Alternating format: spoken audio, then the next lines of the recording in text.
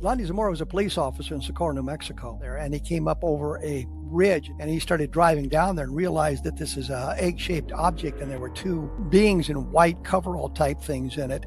The craft took off in Aurora blue flame and disappeared. A rancher in the Levelland area who found a burned area, a big circular burned area on his ranch, and took the sheriff out to see it.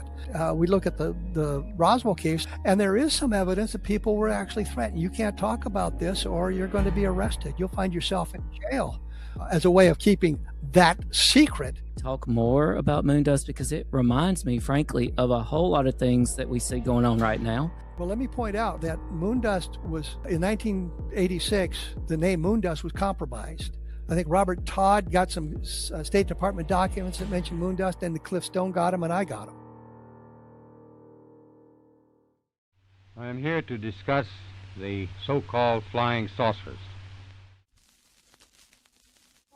We know now that in the early years of the 20th century, this world was being watched closely by intelligences greater than man's. Did the CIA write Wind of Change by the Scorpions? As humans busied themselves about the various concerns, they were scrutinized and studied. Dr. Loeb, what percentage chance do you give it that you have indeed uncovered extraterrestrial or non-human technology? With infinite complacence, people went about their affairs, yet across an immense ethereal gulf, intellects vast and unsympathetic drew their plans against us. All of a sudden, a stick out of nowhere landed right in front of us, and there was no tree, nothing overhead. Something threw it at us. Yeah. What's your hot take on Travis Taylor?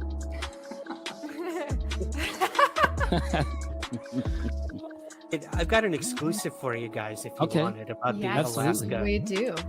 Okay. Dr. Taylor was revealed to be the chief scientist of the UAP task force with the Pentagon. All Things Unexplained. So some of that, I think, sir, we'll save for closed session. All right, Unexplained Ones, this is Dr. Mouse. Welcome back to All Things Unexplained. Today, we're going to be joined by Kevin Randle. He is one of the most respected and prolific researchers in the history of the UFO field, a retired U.S. Army officer, author of dozens of books, and longtime investigator of the Roswell case. Kevin has spent decades separating fact from folklore in one of history's greatest mysteries. Today, I'm thrilled to welcome Kevin Randle to All Things Unexplained to discuss his new book, UFO Sightings and Alien Visitations, Facts and Falsehoods, available now on Amazon. Subscribe and comment on this video for your chance to win a signed copy. Kevin, welcome to All Things Unexplained. It's great to have you. Well, it's glad we finally hooked up with all the other problems we've had this morning. Yeah, I know, but you know what? We persevered. So that means that means the show is destiny. So it's so good to have you. I actually have a little surprise here, I think, for you to see if I can jog some memories for you. Earth versus the flying saucers. A little birdie told me that this particular movie, which I believe came out in the 60s. In the 50s. In the 50s, okay. Does this ring any bells for you, Earth versus the flying saucers? My mother was a fan of science fiction. And I was very young when she took me to the theater to see Earth versus the Flying Saucers, and that kind of inspired my interest in the topic. And coincidentally, I just watched the movie a couple of days ago on one of the streaming services. They colorized it, and I thought that was kind of cool. So, yeah, it's an interesting film. Oh, yeah. I saw it was actually available on YouTube now, I believe. And you were just a teenager, right, when she took you? No, I was a little kid. Oh, really? I would have been 7 maybe when she took me to see it, but it just kind of stuck with me. Interestingly, I was doing some research into strange disappearances. This was back in the 80s, and I knew the secret for finding Brad Steiger because he was a teacher at college in Decorah, Iowa. His birth name was Eugene Olson, but he legally changed it later to Brad Steiger, but his phone number was listed as Eugene Olson. So I found his phone number. I called him up to ask him about this one disappearance that he had written in one of his books. He said, no, that's a hoax. I found out later it was a hoax. Don't use it. Don't use it. We became very good friends. We used to argue about who had written the most UFO books. I thought it was him, and he thought it was me. So, well, it would be hard to top you, because how many books have you published now? Which one will your new book be? I think it's 39th UFO book. Okay. It's be the 147th book that I published. I've done I've done a lot of science fiction, and which annoyed the hell out of Stan Friedman. He was always saying, he writes science fiction. I'm thinking, yeah, half the scientists in the science fiction writer, or half the members of Science Fiction Writers of America are scientists, working scientists, PhD scientists. And then I've written an awful lot of action adventure, alternate history type books as well. So I've done very well in the writing game. I'm going to revisit this, Kevin. You brought up Stanton Friedman. I wasn't necessarily going to bring up Stanton Friedman, but I may have a slight, I may have a clip that I'll play for you just a little bit later about Stanton Friedman. Is it 7 years old when you first started investigating UFOs? I really wasn't investigating at 7 years old. I was just an interest in it. And if there was a story that had come through the local newspapers or on television about the flying saucers, I was interested in it. When the Lonnie Zamora case happened, and this was 1964, so I was a teenager by then, much more interested in it. Any number of my neighbors told me, did you see that report on television last night about the landing in Socorro, New Mexico? And I said, yes, I did. I since had a chance to go in and revisit that case, and actually did a book called Encounters in the Desert, which my investigation showed me what was going on, and who was doing what, and what was wrong and what was authentic, which started because I was interviewing the writers of one of the books. They wrote a book about the Socorro case, and I was interviewing them on my program, and they were talking about how people had called the police department prior to Lonnie Zamora seeing the object, reporting this thing in the sky. And I said, what's your source for that? What's your source for that? And they never answered my question. So I went back, I went through the Air Force file and found out that a guy named Captain Holder, Ben Moss, I think is the name I was trying to come up with. Captain Holder was one of the investigators that night of the sighting, along with an FBI agent named Burns, talking about that. And Holder had written a half paragraph or half sheet, single spaced, about his encounter with this, explaining it. And in that it said that 3 people had called the police department. So I had documentation that was created literally that night about calls into the police station, which verified what Ben Moss had told me about the sighting. And the whole book Encounters in the Desert kind of grew out of that. And there was a big hoopla about what was the true symbol seen on that, because there's all kinds of fake symbols out there now, and what was a real symbol.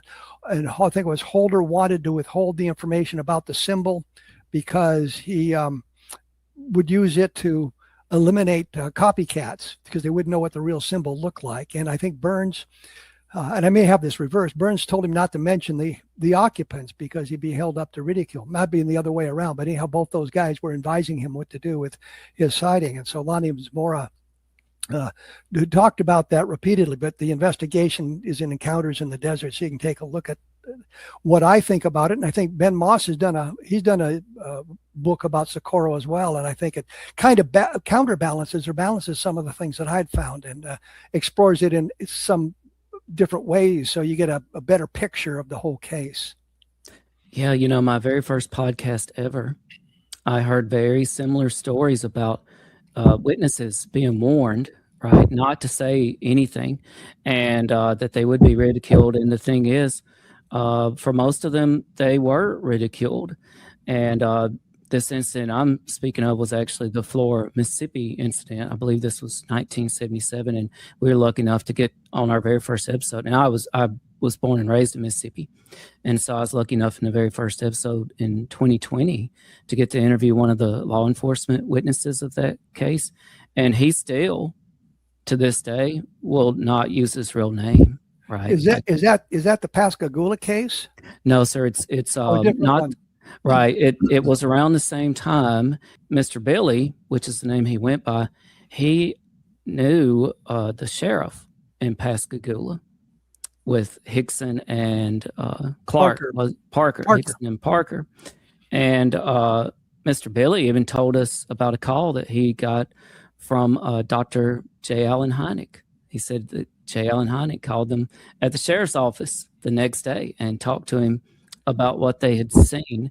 But he had been ridiculed, his whole time there. And, you were talking about the Socorro case and a man by the name of Lonnie Zamora. So for our listeners, because this is going to reach a very wide audience, can you quickly remind them of exactly what you're talking about here with the Socorro case and Lonnie Zamora? Well, certainly. Lonnie Zamora was a police officer in Socorro, New Mexico, and he was chasing a speeder through town, and he heard a loud roar and thought a dynamite shack on the edge of town had blown up. So he broke off that chase and he went to see if there was any damage done around there. And he came up over a ridge, and down below him, maybe 100 yards away, was what he thought was an overturned car. And he started driving down there and realized that this is an egg-shaped object, and there were two beings in white coverall type things in it. And when they saw him, they ran around behind the craft. There was a sound like a door slamming, a bank vault closing, something like that. The craft took off in a roar of blue flame and disappeared. And Zamora got close enough to witness this very, very carefully. And the idea was, if you start talking about alien creatures, beings from another world, people tend to look at you as askance. In fact, in the Project Blue Book files, it was almost routine. If you claimed to have seen the beings from inside the craft, it was labeled as a psychological problem or a hoax. Zamora's landing, his case was one of three, I think, where that was not the conclusion. And Hector Quintanilla, who was in charge of Blue Book at the time, went to Alamogordo, which is not that far from Socorro, to see if there was some kind of an experimental craft that was being tested that might explain the sightings. He checked at White Sands, which is almost co-located with Holloman Air Force Base there in Alamogordo. Couldn't find it. And his unpublished book, Quintanilla says that he could find no explanation for what Zamora had seen, but he thought it was all in his head, meaning simply that the solution was in his head, and if he could touch the right question or get the right facts, he could explain the sighting. There was a physical sighting. When the craft was gone, they found landing marks, landing impressions in this area, and there was a burned area under the center of it, suggesting some kind of a chemical reaction from the craft. There were, as I said, there were at least three people who called the sheriff's department prior to Zamora making his report, who reported an object in the sky. And what I do not understand is, back in 1964, when this took place, April 24th, 1964, what I do not understand is they had the information that people had called the police department about this object, and nobody tried to find them. We knew the trajectory of the craft. We know how it had flown into the area and how it had flown out. Socorro wasn't that big. You could have found witness to it.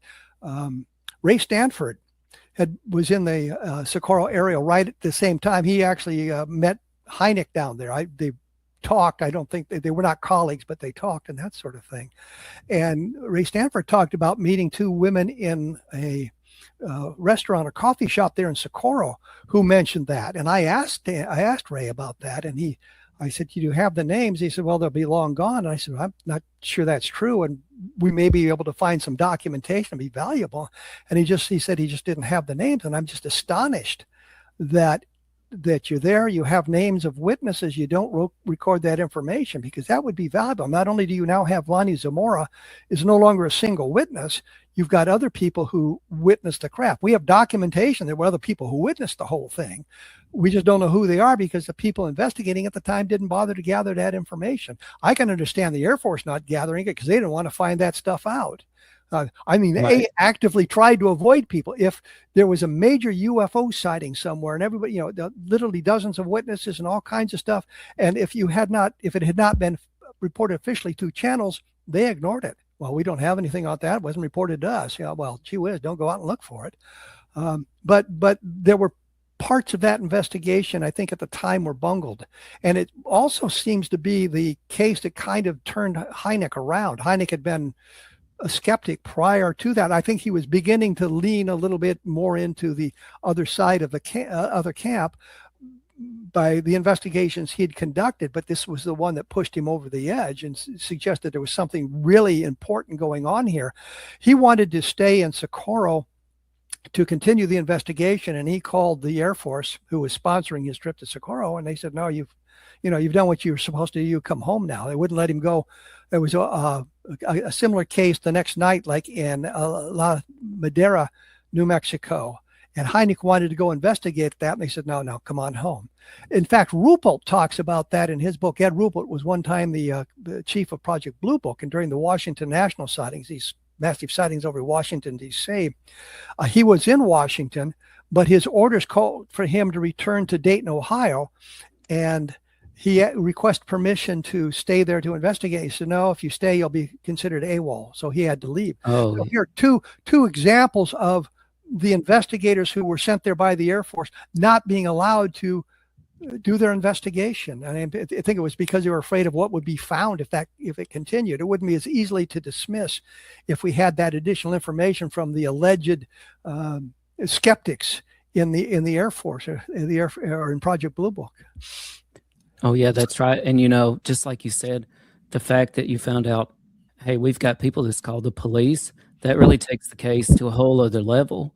Whereas it's not just one person, right? That one person is, I don't want to say easily dismissed, but probably back then that's the case, right? One person was easily dismissed, but with other people, it's much more difficult to argue with it.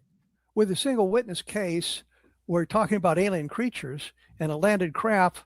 What have you been drinking lately? Right. But the real point is, and the documentation is there. I found it's in the Project Blue Book files. As a matter of fact, Holder's half-page report that went to the Pentagon is in the file, and it says right in there 3 people had called the police prior to Zamora seeing the object. This is important information that should have been followed up on. Holder, of course, didn't do it, but that wasn't his job. He just happened to be an Army officer who was stationed at White Sands, but his place of operation on White Sands was closer to Socorro than it was to Alamogordo. So he lived in Socorro. And the FBI agent was also in Socorro. So they were doing their job and kind of looking into this. But it was actually Hynek's job and the Air Force's job to investigate this thing. And they did everything they could to prevent Hynek from doing a proper investigation. We can look at the Levelland sightings. And I'm just all over the board here. I know, and I understand That's okay. But in November of 1957, there was a series of sightings in Levelland, Texas, where the craft approached cars stalling the engines. Yes. The sheriff was involved, and his car was stalled, and there were Air Force officers, their car stalled. The Air Force investigation lasted about 8 hours, and they don't know what the investigator, he was a Air Force staff sergeant, which is an E5, mid-level enlisted man, lower ranking of the NCO status, was there for 8 hours. He disappeared for a while, but he went back to his base in Colorado Springs, and they wrote the case off as ball lightning. It's still that way in the files, ball lightning. Ball lightning, scientists still argue about whether it even exists, but it's always a small phenomena, maybe 18 inches, 24 inches in diameter at best, and very short-lived. Matter of seconds. Here's an object that was around the Levelland area for literally 2.5, 3 hours. And the sheriff saw it. He got close to it. And you look at the Air Force investigation, according to that, the sheriff just saw a streak of red in the distance. You look at the newspaper clippings prior to the Air Force officer showing up, the sheriff was talking about seeing a glowing red object that was football shaped or oval shaped, something like that. He got much closer to it. Don Berliner interviewed the sheriff, whose name was Weir Klim, and I just absolutely hate the name. I would like something more like Jack Armstrong or Tom Terrific, whatever, but his name was Weir Klim. He got to the point where there had been so many phone calls. He said literally hundreds of phone calls. I'm thinking dozens and dozens, but he decided to go out and look for the object. He was followed in his car by the Texas Department of Public Safety, which is basically their state police. And that car was followed by a car from Reese Air Force Base, which is Lubbock, which is, I think the base was 15 minutes away from the Levelland area. So they're out looking for this. And the next day, according to the newspapers, the sheriff was talking about seeing this object. After the Air Force investigator got there, now he's talking about a streak in the distance, and he really didn't see it. And then Don Berliner comes in. Don Berliner interviews him again. And a fellow named Don Burleson actually interviewed the mechanic for the sheriff's department at that time. He interviewed them in 2000, but the mechanic from the sheriff's department. And he was talking about how the next day the sheriff brought his car in and wanted to see if there's anything wrong with it. Well, why would he do that? His car was stalled. And if his car was stalled, the Texas Department of Public Safety's car was stalled. And more importantly, the car with the Air Force officers in it, it was stalled. There is no other explanation for that. And there's nowhere I can find the names of the Air Force officers who were involved. And then Berliner, of course, interviewed the sheriff in 1975, I think it was, published the article in Official UFO magazine. And the sheriff is back to talking about the oval-shaped or the football-shaped object, and he got much, much closer, maybe 200 yards within it, or even closer. And he doesn't mention his car is stalled, but that's the implication from what the mechanic said when Don Burleson had interviewed him. A lot of Dons in that story, aren't there? Maybe it's a mafia story. You mentioned this, people being followed, and Kevin. Here recently, I had the opportunity to moderate a really great debate in TRC, New Mexico, Truth or Consequences. I learned they call it TRC. It was called Roswell versus Washington. And at that debate, I learned much more about the Maury Island incident, which, as far as I've been told, is the first ever encounter with the men in black. And of course, there's a lot more with that incident. You brought up people being followed here in this case. Is this Men in Black that we're talking about, or is that something entirely separate? Well, you brought up the Maury Island case, and I believe that's a hoax. And in one or two of my books, I talk about it at length and present the evidence. George Early, who lived in that area, was very interested in the case and did an in-depth 3-part article for UFO magazine about his investigations of the Maury Island case. Interestingly, one of the people involved in that case had been writing to the editor of Fate magazine. He was Kenneth Arnold. No, not Kenneth Arnold. Kenneth Arnold did an article for Fate magazine. Ray Palmer. Yes. Was the editor. He was editing a science fiction magazine and got involved with this story about the DEROS, which are the detrimental robots who are causing all kinds of trouble for people. And this witness claimed that he had been in a cave in Thailand during World War II where he'd run into this sort of stuff. And it became a very profitable story for the magazine, but there's really no evidence of it. But the interesting thing is he's talking about this, and suddenly he appears in the Maury Island story too as one of the harbor patrolmen. They're trying to figure out how what was being talked about in Arnold's room. Ray Palmer asked Arnold to investigate the Maury Island case, and Arnold felt completely out of his depth. And he had been interviewed by 2 guys from one of the Air Force bases in Southern California. He knew the 2 officers, Davidson and the other guy, and he called them, and Davidson and Brown, and he called them, and they came up to help him with the investigation of Maury Island. And then, of course, as they're returning to their home, Hamilton Field, returning to their home base, the airplane crashes and they're killed. So right. It's this conspiracy that the plane was shot down because of that. And they're trying to figure out how did the newspapers and everything know what was going on in the hotel room with Arnold. And it turns out one of the guys from the Maury Island case was there, and he was feeding it to the newspapers. So you look at all of that stuff. And I know it's hard for people to follow this on the radio because we're all over the board now and we're throwing out all this information. And all I can say is, I cover this on my blog, and I've covered it in a number of books in depth, and I've gotten to the point where I just don't accept Maury Island. So the tales of the Men in Black just are irrelevant in this particular case. There are instances, and then we go off in another tangent. The guy, Heflin, who took the pictures of the UFOs near Toro Air Force Base in the mid 1960s, was visited by 2 alleged officers from the Air Force who took his negatives away or took the pictures away. He eventually got them back, but now there's the idea that these guys weren't with the Air Force at all. They were just guys that showed up and pretended to be with the Air Force to gather the information. So I think there may be some of that going on. And there's some interesting stories about people being followed and people having experiences with people who dress in black. And I haven't followed. I think Nick Redford has done a book or two about that as well. But if you're interested in the Men in Black, look up Nick Redford and take a look at his books. He provides a different perspective than I do. I think that if there are cases of it, they're very few and far between. It's kind of like the abduction cases. I think there's a very limited number that are actually interactions with alien creatures. Most of them are the result of terrestrial problems.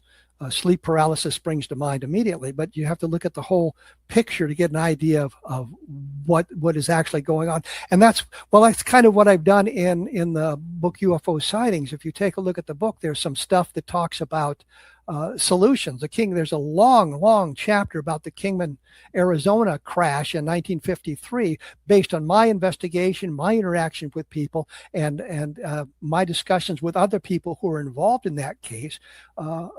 It gives it a whole different perspective. And I come down on the side of this is probably not being a true story. But on the other side of it, I've interviewed Calvin Parker and Charles Hickson. Hickson a long time ago, Calvin Parker in several times just before he passed away. In fact, if you go to my blog, when I was doing my radio show and podcast, I interviewed Parker. You just type his name into the search engine and you can listen to an hour-long show where I'm talking to Calvin Parker about his experiences, which and it's kind of like the Ben Moss thing. He said something about there being witnesses to the abduction. And I said, yeah, but they came out later. He says, no, they came out the next day. And talking about that, and I got a hold of a document from the Air Force that was dated the next day, and it gave the names of 4 witnesses who were in a position to witness the abduction, but were not involved in it. And so those witnesses showed up the next day. Since that time, Philip Mantle and Irene Scott have done a massive investigation into the Hickson Parker abduction and found additional witnesses who were doing other things at the time. And we talked about people being scared. One of the women who she saw the object across the river, she was on the other side of the river and saw parts of the abduction, and she didn't tell anybody. And I think either Scott or Mantle asked her why not. And she says, well, my husband stopped me because he said, you'll just be laughed at. You just don't want to do that. And so it's only recently that she's come forward. And I guess that kind of ties everything together that we've been talking about here. Right. Is people afraid to come forward with their stories, documentation that exists that has been overlooked, witnesses that would have been vital have been lost because people didn't do proper investigation or proper field work. And sometimes they were hindered in doing it. Like I said, Hynek was hindered from doing a proper investigation in Socorro. The Air Force NCO who investigated Levelland, he did what he was supposed to do. He went down there and solved the case. It's ball lightning, and there were only 3 witnesses to the object. No, if you look at the Air Force file, there's many more witnesses. I think they only interview 5 or 6 people in the interviews available in the Project Blue Book files. And you go to the newspapers, you go to other sources, you can find the names of dozens of people who called the sheriff's department, who were involved in some aspect of this in either that night or the day or two that followed, including a rancher in the Levelland area who found a burned area, a big circular burned area on his ranch, and took the sheriff out to see it. So, I mean, the point is there's a lot of stuff out there that was ignored at the time because of the attitudes of people being afraid of being ridiculed. And there is some evidence that people were actually threatened. You can't talk about this or you're going to be arrested. You'll find yourself in jail. Things like that. We look at the Roswell case, and there's any number of people who believe that. I think the Air Force people, or the Army Air Forces people at the time, were told this is classified. If you do it, you're in violation of Army regulations, and you'll find yourself with a $20,000 fine and 20 years in jail. As a way of keeping that secret, And that makes perfect sense to me if it's classified material. Yeah, that's what everybody faces that handles classified material. But they go out and talk to civilians and are threatening them as well. Frankie Rowe, a prime example, who was the daughter of the firefighter who went out and saw the craft in Roswell, New Mexico. Now I'm off onto another. Well, they do call it the UFO rabbit hole, right? Like you just open a little tiny crack and it just keeps on coming. Well, I am so excited and honored to be joined by the legendary UFO researcher Kevin Randle today.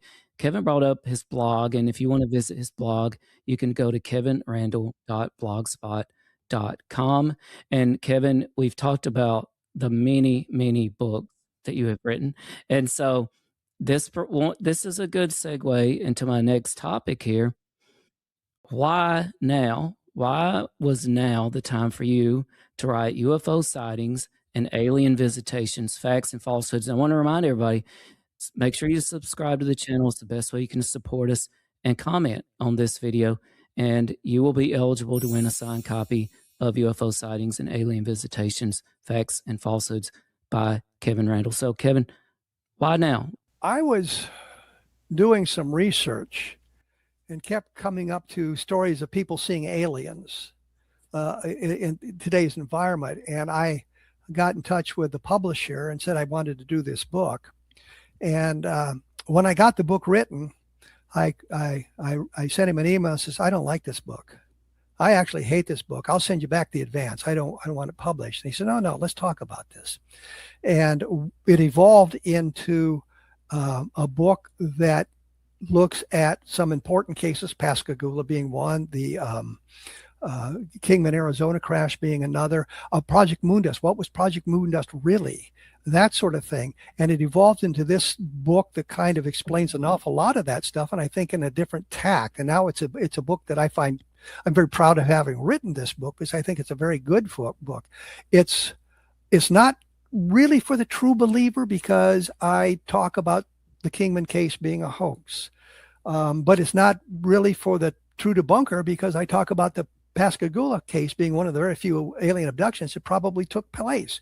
So it's got a little bit of everybody, of interest to everybody. It also kind of details how the investigations transpired. How did I go from the Arthur Stancil story about Kingman to the idea that it was a hoax? Stancil, being a very respected engineer, had published any number of scientific articles, had a wonderful career as an engineer.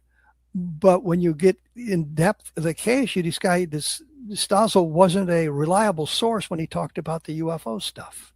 And his first talking about that was with a couple of teenagers. And I have nothing against teenagers. I like to point out, I was an Army helicopter pilot and aircraft commander as a 19-year-old teenager in Vietnam. I was flight lead periodically.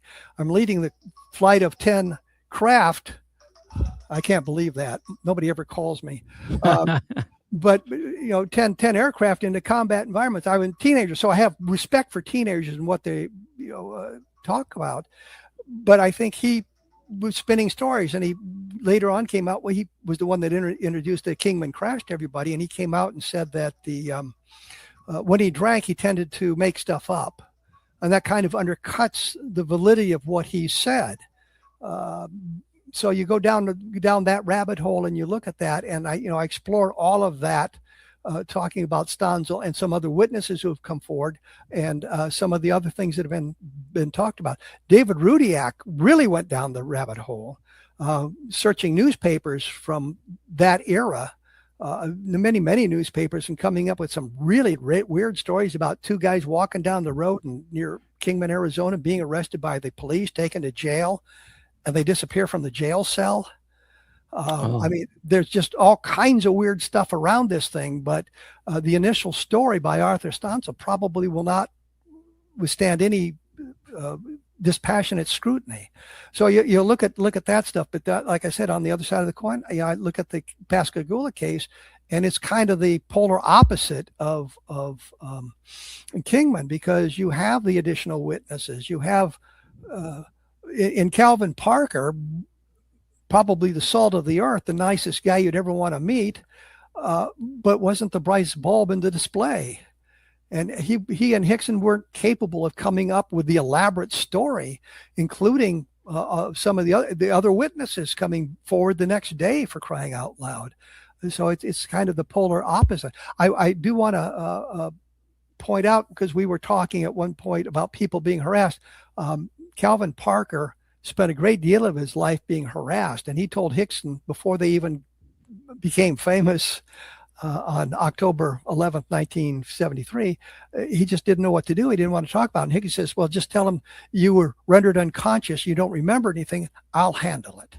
And so that's the way it was for a long time. And then as Hickson got older, or as Parker got older, he began to open up, and he opened up to, like I said, Irene Scott and Philip Mantle, and they've done a number of books with Parker and a number of books on their own dealing with the Pascagoula case. So you can see the documentation, you can see the list of witnesses, you can see how that story should have been investigated back in 1973. But the real point here is, like we talked about, Parker said that he quit one of his jobs. A film crew showed up from one of the local TV stations at his place of business, wanting to interview him right away. Well, that's very disruptive for not only the business, but what he wants to do. And he didn't want any part of that sort of thing. And so they sort of chased him around. He had a number of experiences with, I don't want to say psychotic episodes, but I guess you might say sort of pressure got to him, causing some problems. And Right. he was actually taken. His brother took him to the emergency room, and had him in a wheelchair, pushed him in, and they mentioned what he wanted, and they just left him sitting there for 2 hours. And he's in the emergency room. They just ignored him for 2 hours. And Parker finally said something to one of the doctors, or said something to a doctor, and the doctor just came unglued that they would leave somebody, regardless of what their experience is, leave them sitting there for literally hours without providing any help. I mean, he just had anxiety attacks, I guess would be the best way to put it. Some anxiety attacks based on his experiences, not only with the abduction, but with the news media and people just showing up at his house or commandeering him. And I think there's one point where he was in the grocery store and somebody came up and wanted to talk to him about the experience. Right. So I believe he passed away recently. Didn't Parker? Yes. Yeah. Hickson passed away 10 or 12 years ago. Parker passed away a year or two ago. Yes, he did. Yeah. Parker passing caught my attention because he passed away nearly at the same time as one of my favorites, Jimmy Buffett. And Jimmy Buffett, ironically, was from Pascagoula, Mississippi. And they both passed away near the same time as each other. So I actually dedicated one of the episodes of the podcast to Parker and Jimmy Buffett, both, I thought, Pascagoula, legends. So that was interesting, I thought. And Kevin, I think this really makes you another level of valid when you're willing to say that something is maybe not true, right? Like, that's real life. I think, like, you can be open-minded and search for the truth. And some things are going to be true, but some things are just not going to be true. For you, what separates a good UFO case in terms of research from maybe a bad one? The best case would be one with multiple chains of evidence, meaning you have the witnesses. Maybe the craft landed and left a landing trace that's kind of inexplicable. Maybe somebody has pictures. Maybe there's a radar trace or sensor data. Fran Ridge, who just passed away not long ago, had established the MADAR network, which is sensors around the world, literally around the world. I think there was like 100 and some node centers, and they were set up with various instrumentation, magnetometers, Geiger counters, and things like that, that if there's a close approach of a UFO, those sensors might be tripped and you could gather information that way, which I think is a marvelous idea. But a good case has these multiple chains of evidence. I investigated a case here in Iowa at the Mana Colonies where there was a fellow taking 3 pictures of a streak of light across the sky. And we went to investigate that thing, and at first it was inexplicable. We couldn't understand it. We're measuring the strength of light, and we could see foreground details, so we could get an idea of how far it had traveled and get a speed and all these kinds of things like that.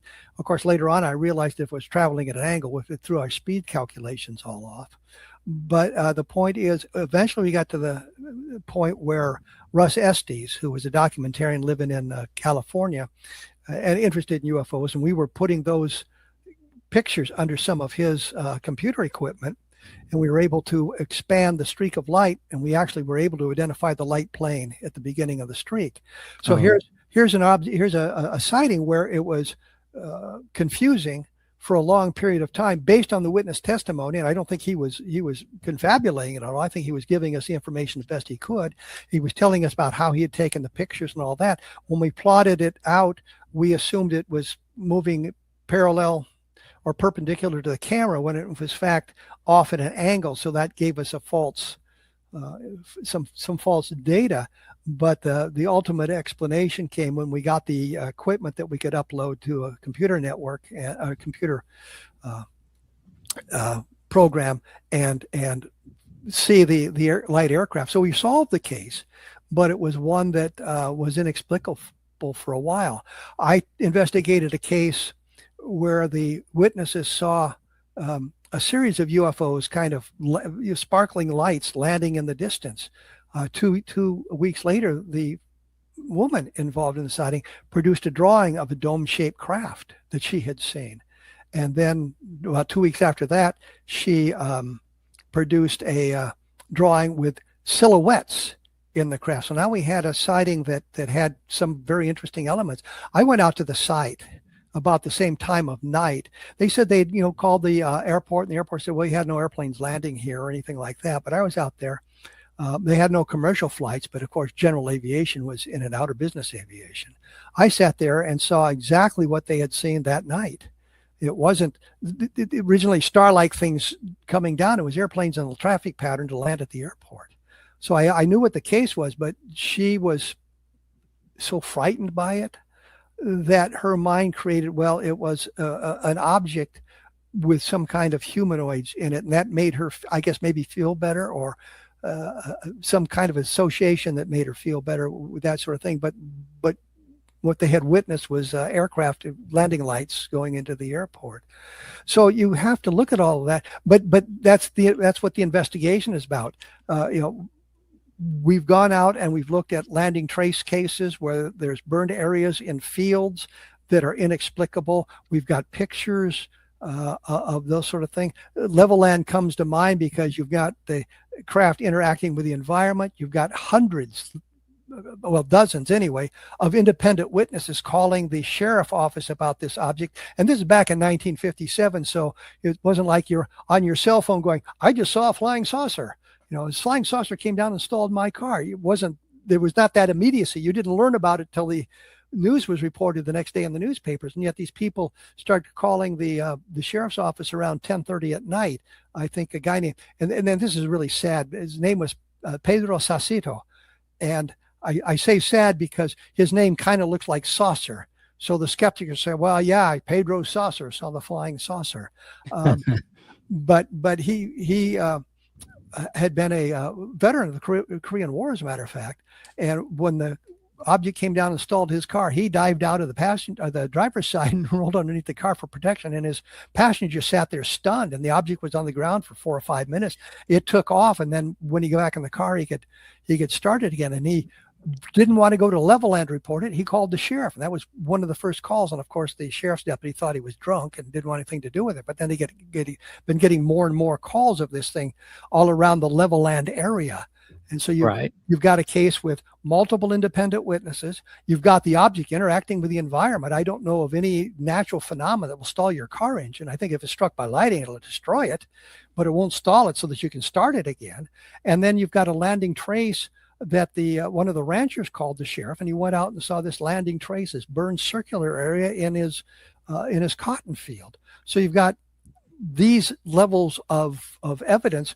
had it been investigated properly at the time, the Condon Committee, the University of Colorado study, commissioned by the Air Force to study Project Blue Book back in the late 1960s, they said, well, what should have been done was a magnetic mapping of the car. And basically what they meant was you put a compass on the car and see which direction it points, and then you find cars that were made around the same time in the same plant and map their cars and see if there's a significant difference. And so for years, when I get a car, I'd go out and magnetically map the car in case I ran into a flying saucer that stalled my car engine. But I mean, here was something that, granted, it would have been difficult to do in the 1960s, 10 years later. It would have been difficult to do, but it could have been done to see if the magnetic signatures on any of the cars differed significantly from other cars of the same make and model that were manufactured at the same plant around the same time. Yeah, that's a difficult part of the investigation, but it could have been done. If we talked about magnetic mapping prior to 1957, it was something that should have been done. But we do have multiple chains of evidence, and we have lately we've run into the same thing where I think the Nimitz episode is a good example of it, where they saw the object optically, they saw it on sensors, and then your men in black showed up the next day and confiscated all the sensor data. I'm not sure they were dressed in black, but they certainly were. But they were civilians that showed up and they had the authority to confiscate that data. I talked to John Callahan, who was an FAA guy around some of the sightings, and he was at the White House talking about what his data had shown during one of these sightings, and he was approached by two guys in civilian clothing. Says, "We're not here, so don't. We're not here today. We're not doing anything here today." So there is good evidence that goes on, and that kind of underscores some of the importance of it. But once again, you want a case with multiple witnesses. You want a case that it's not a streak of light seen in the sky for 10 seconds, because you can't get a good look at it in 10 seconds. I always look for a case that's longer, at least longer than a minute, before we get really interested in it. And if you've got multiple independent witnesses, that's great. If you've got photographs, that adds to it. If you can find a radar track. And Callahan showed up to the investigation. I think it was a Japanese 1628 sighting of a number of years ago, where he had the radar data from the FAA radars in the area. And he had mapped it out and charted it so that you got not only the radar data, but it was correlated to the discussion, the radio transmissions between the ground and the aircraft and that sort of thing. So it was a very, very impressive case that way. So again, multiple chains of evidence. Right. And I'm pleased to be joined by Kevin Randle. He's the author of UFO Sightings and Alien Visitations, Facts and Falsehoods. And if you want to pick up your copy, it is available today on Amazon. And there's a link to purchase one right now in the show description. Just head down there and click on that, and you can pick up your own copy of UFO Sightings and Alien Visitations by Kevin Randle. One thing I've noticed, and I've been wondering about this for quite a while now, and you get into this in your book, if we are to believe, and the government themselves and the military has slowly gotten into talking about UFOs. They started calling them UAPs, right? And that they seem more willing to talk about it, and we're getting UFO files trickle to us. And if we are to believe that there is some sort of craft in the sky, physical objects, and that there is some sort of intelligence controlling them, this actually brings up some disturbing things, and these things they have not shown a willingness to delve into, and that's what's on the other side of that control, and what would their motivations possibly be. And you get into this in your book with alien abductions that you talk about. One thing I was fascinated with is this talking about airships. What can you tell us about the airships phenomenon? Well, great airship from 1897. To me, it's kind of a frightening thing. And I say that simply because if you look at the airship sightings, they mimic what we see today in the world of UFOs. Excuse me. You have people seeing the thing in the sky that they can't explain. There's landing trace cases. There's abduction cases. There's the great Alexander Hamilton calf napping from 1897. Alexander Hamilton is not the guy that was involved with the founding fathers. This is a different guy. He's not in the musical. He's not a musical. He wasn't an officer with Custer, 7th Cavalry at one time. There was an Alexander Hamilton, by the way, with Custer, I think in the late 1860s. Anyway, but you have all the sorts of sightings that we see, but there were other aspects of it. There were reports of landings, and oftentimes there was interaction between people and the crew. And oftentimes that crew was humans. And one crew, I think in Texas, had landed and said, well, we're on our way to Cuba to bomb the Spanish. This was around the time of the Spanish-American War. There was a sighting in Waterloo, Iowa, where the object was seen on the ground.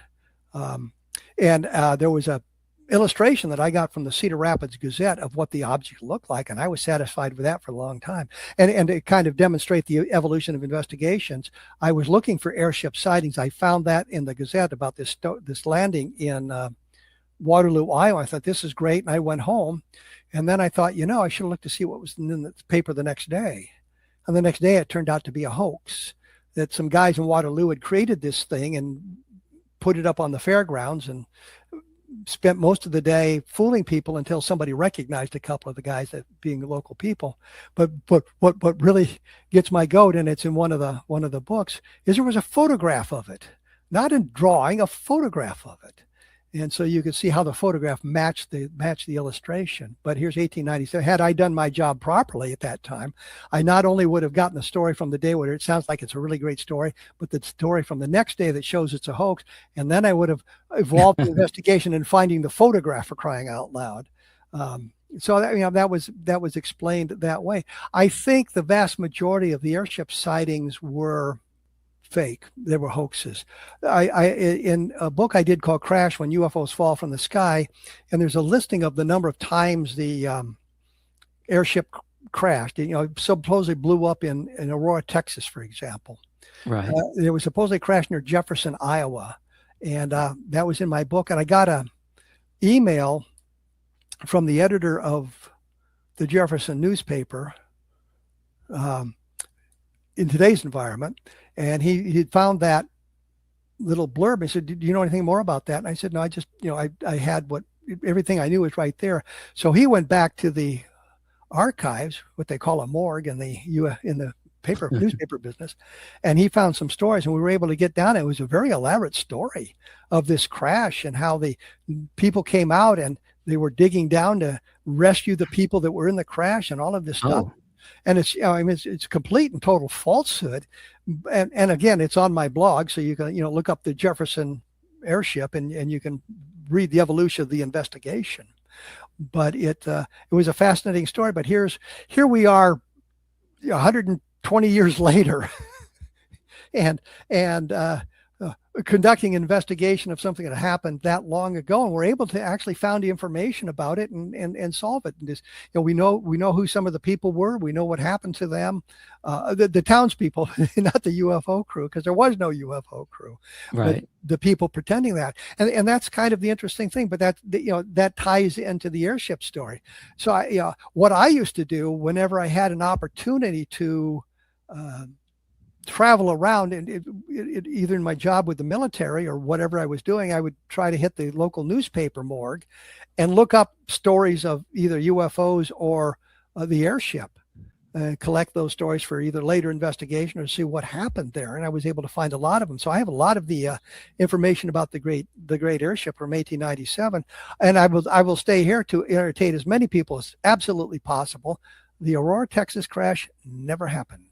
It was invented by what they call a newspaper stringer for the Dallas Morgan News. A stringer being a guy who's not employed on the newspaper, but he writes stories for them periodically when something happens in his area.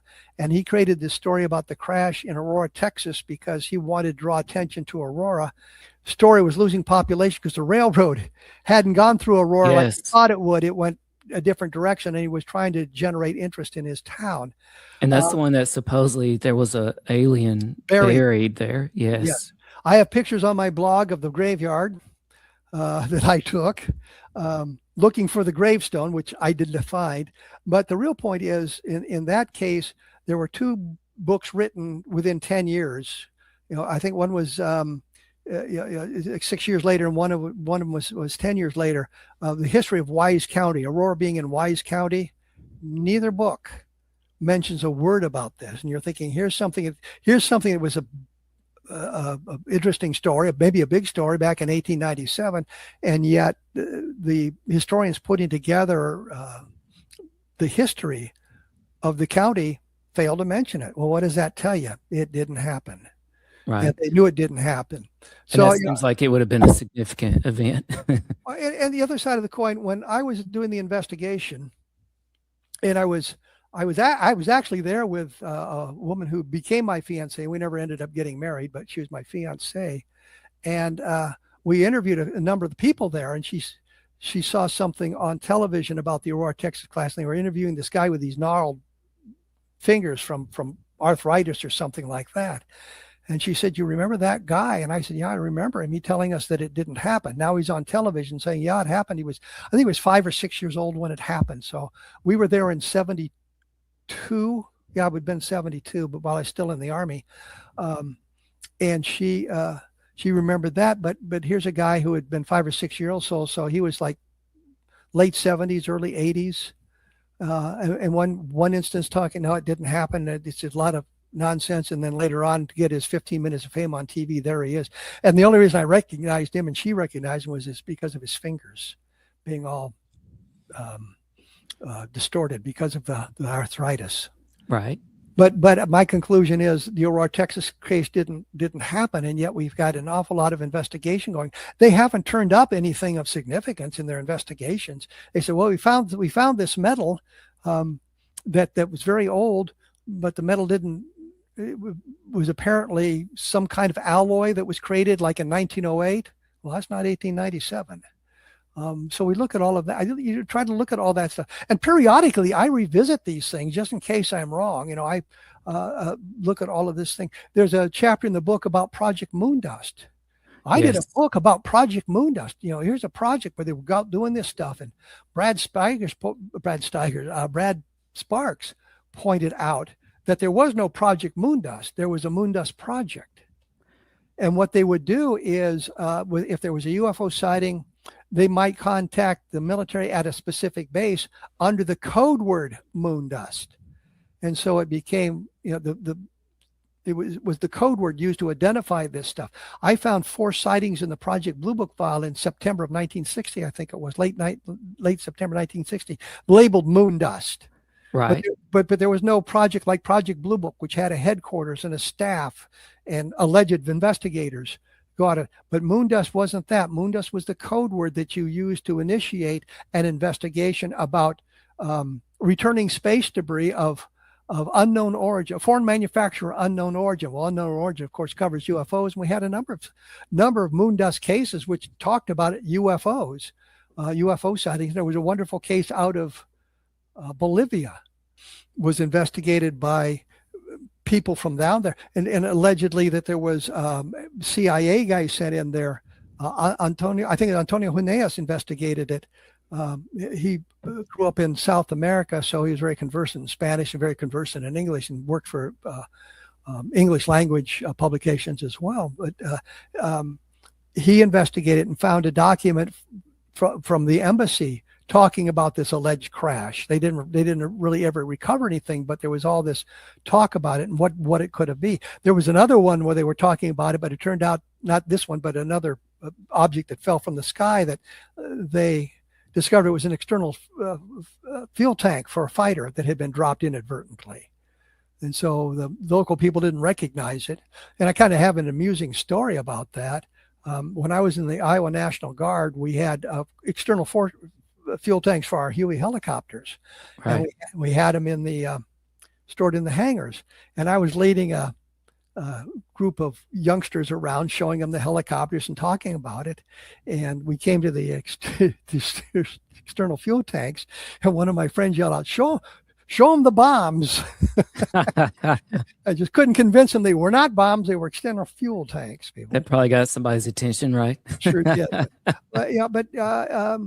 And you know what? Kevin Moondust, I mean, that was one of the most intriguing parts of your book, UFO Sightings and Alien Visitations, for me. I think it was the final chapter in the book, Moondust. And I would love to have you back on the show in the future to talk more about Moondust, because it reminds me, frankly, of a whole lot of things that we see going on right now. I'm not saying that it's literally Moondust, but it, to me, it reminds me of so much that is happening right now. Well, let me point out that Moondust was in 1986. The name Moondust was compromised. I think Robert Todd got some State Department documents that mentioned Moondust, and Cliff Stone got them, and I got them.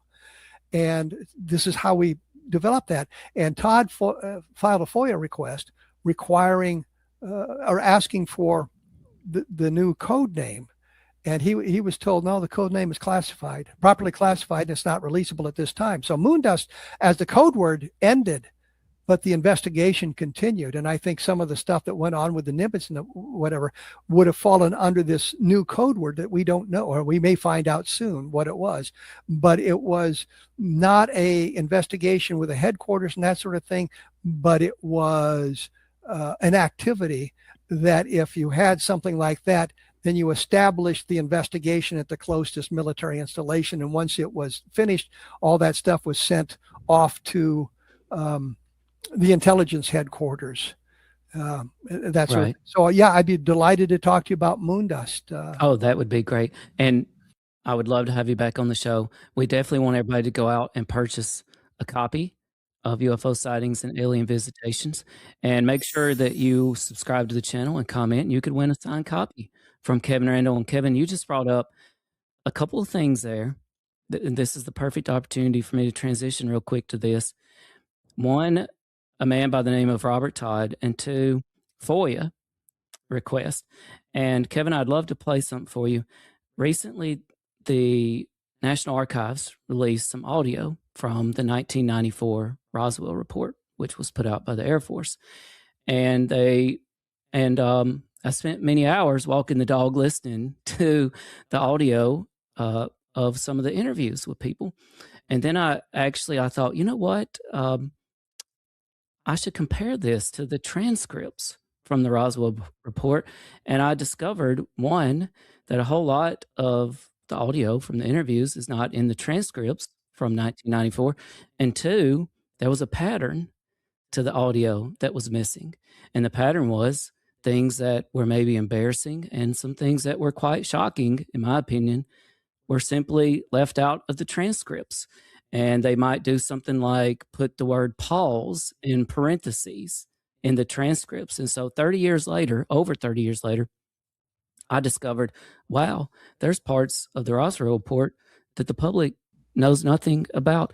And I want to play this clip. Well, let me interrupt just for yes, sir. Quick point. A lot of those tapes that you're talking about, the audio and video tapes, those were investigations Don Schmidt and I conducted, provided to the Fund for UFO Research. Some of it was from what Stan Friedman had recorded. Some of it was from a conference held in Washington, D.C., I think in 1990, 1991, where we brought the witnesses in and interviewed them.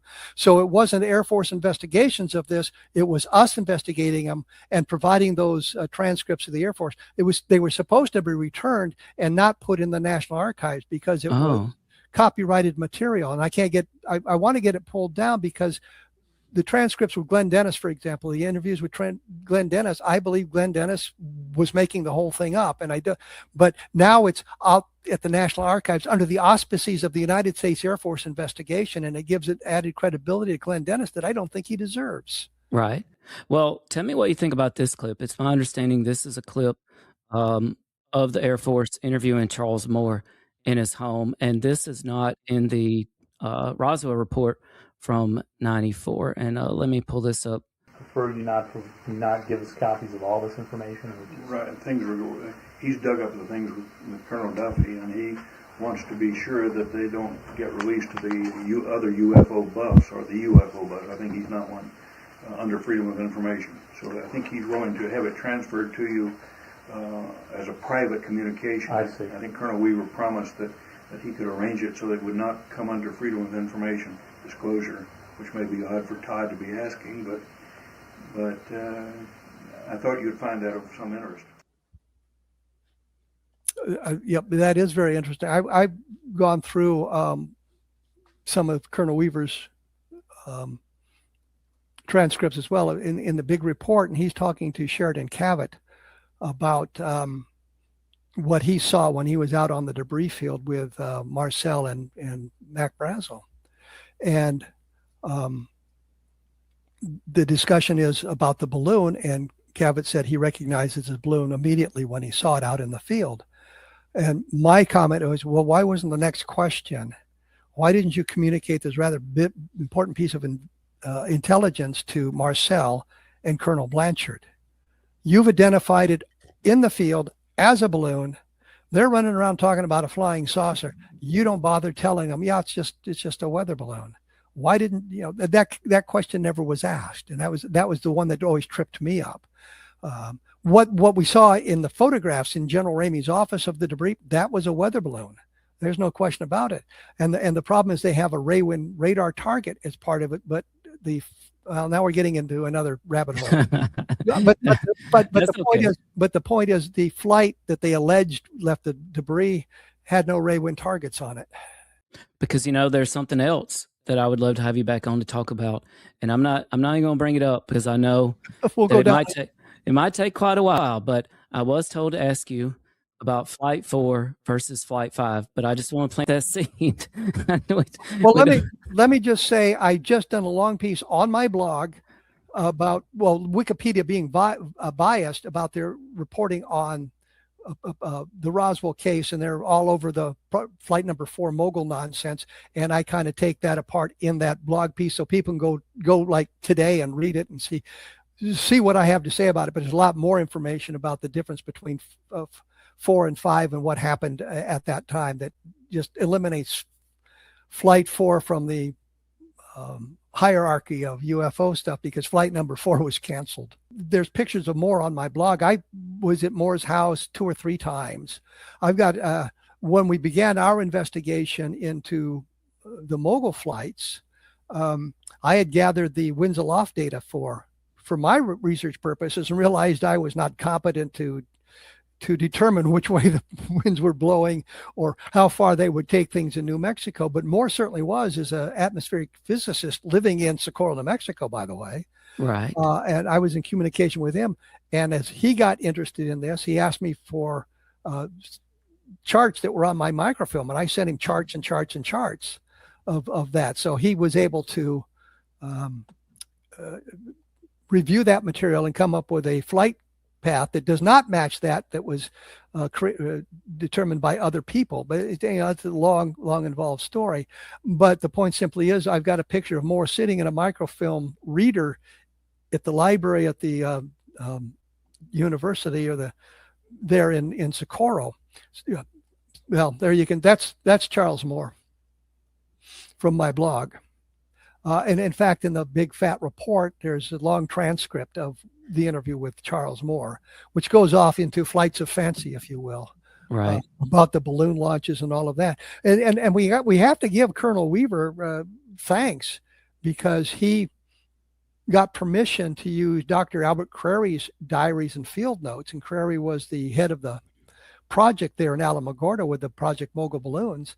And we can see that we have a listing of all the launches, and Flight Number 4 is not mentioned because, according to Crary's notes, it was canceled because of clouds. They couldn't fly it. They sent up a cluster of balloons later on, which is not a flight.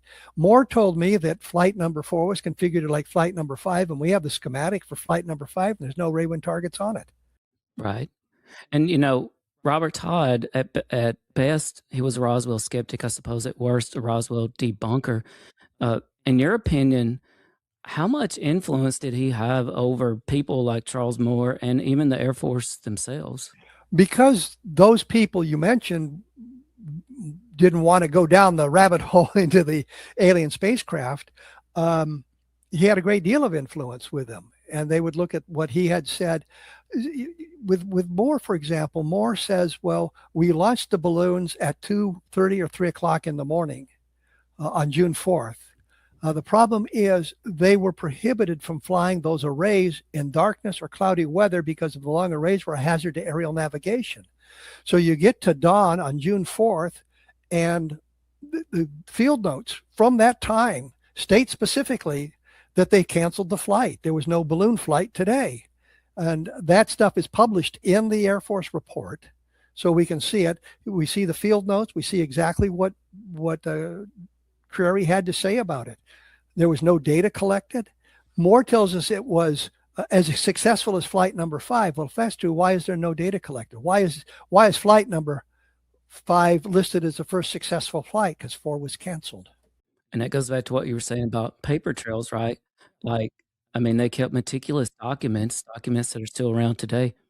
There would be a paper trail. But it was Colonel Weaver who got permission from Crary's widow to use his field notes or copy his field notes and copy all of that material for us, so we can look at it and we say, look, this is what we done. So when you look at the Air Force investigation at Roswell, which I think had the biases, there was no alien spacecraft, so that sort of thing.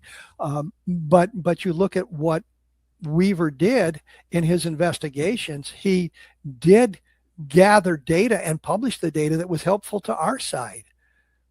So you've got to look at all of that sort of thing. Right, exactly. And I'm talking to Kevin Randle. You can pick up a copy of his new book, Because by the Magic of Podcasting. Today is August 25th. And it's available on Amazon right now. And all you got to do is click on the link in the show description to pick up UFO Sightings and Alien Visitations. Kevin, would you be up for answering a couple of listener questions real quick? Real quick. Okay. No, Yes. fine. Whatever it takes. Our first listener question is from Maree. She heard Jesse Marcel had a diary that got passed on to his children. Do you think there's a diary out there? There is a document that was found in the papers of Jesse Marcel that looks like some semblance of a document. It was in what was the kind of book that the Air Force, the Army handed out to keep notes in and that sort of thing. So it's sort of a diary, but it's quotes from other people, interesting things that happened. And then in the back of it, there's additional information that it's written in a different hand. I think what happened was Marcel shared an office with a guy named, I don't remember his name because it didn't come up until recently. And I was looking to see if the guy's name showed up in the yearbook that Walter Hott had created. And it didn't, but I also have a copy of the Army Air Force's, the local base directory. His name does surface in there.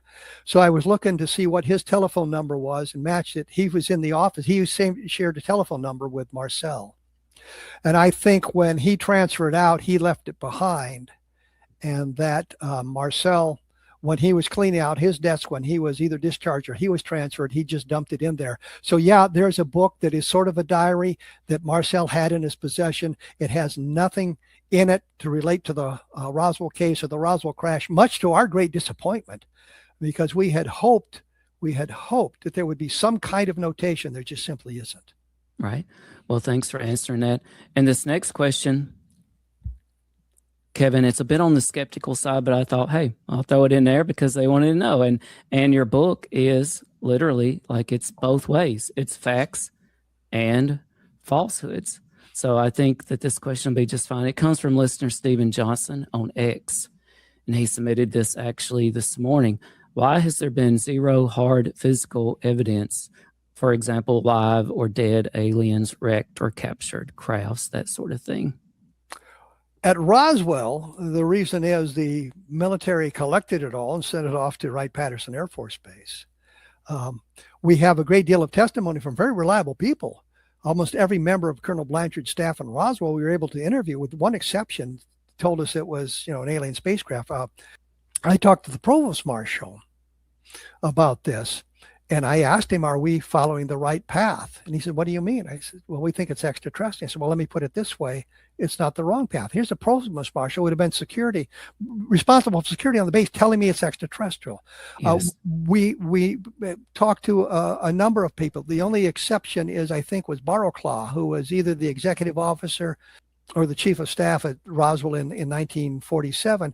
And he wrote to Kent Jeffrey, that it never happened. There's nothing to it. And I wish people would just stop bothering me with this, which gives you another idea of where things went. But every member of the staff that we could find in interview, with the exception of him, suggested it was true. We have a document from the Secret Service dated December of 1947 thanking the Provost Marshal for his assistance in the events that in something that took place in July of 1947.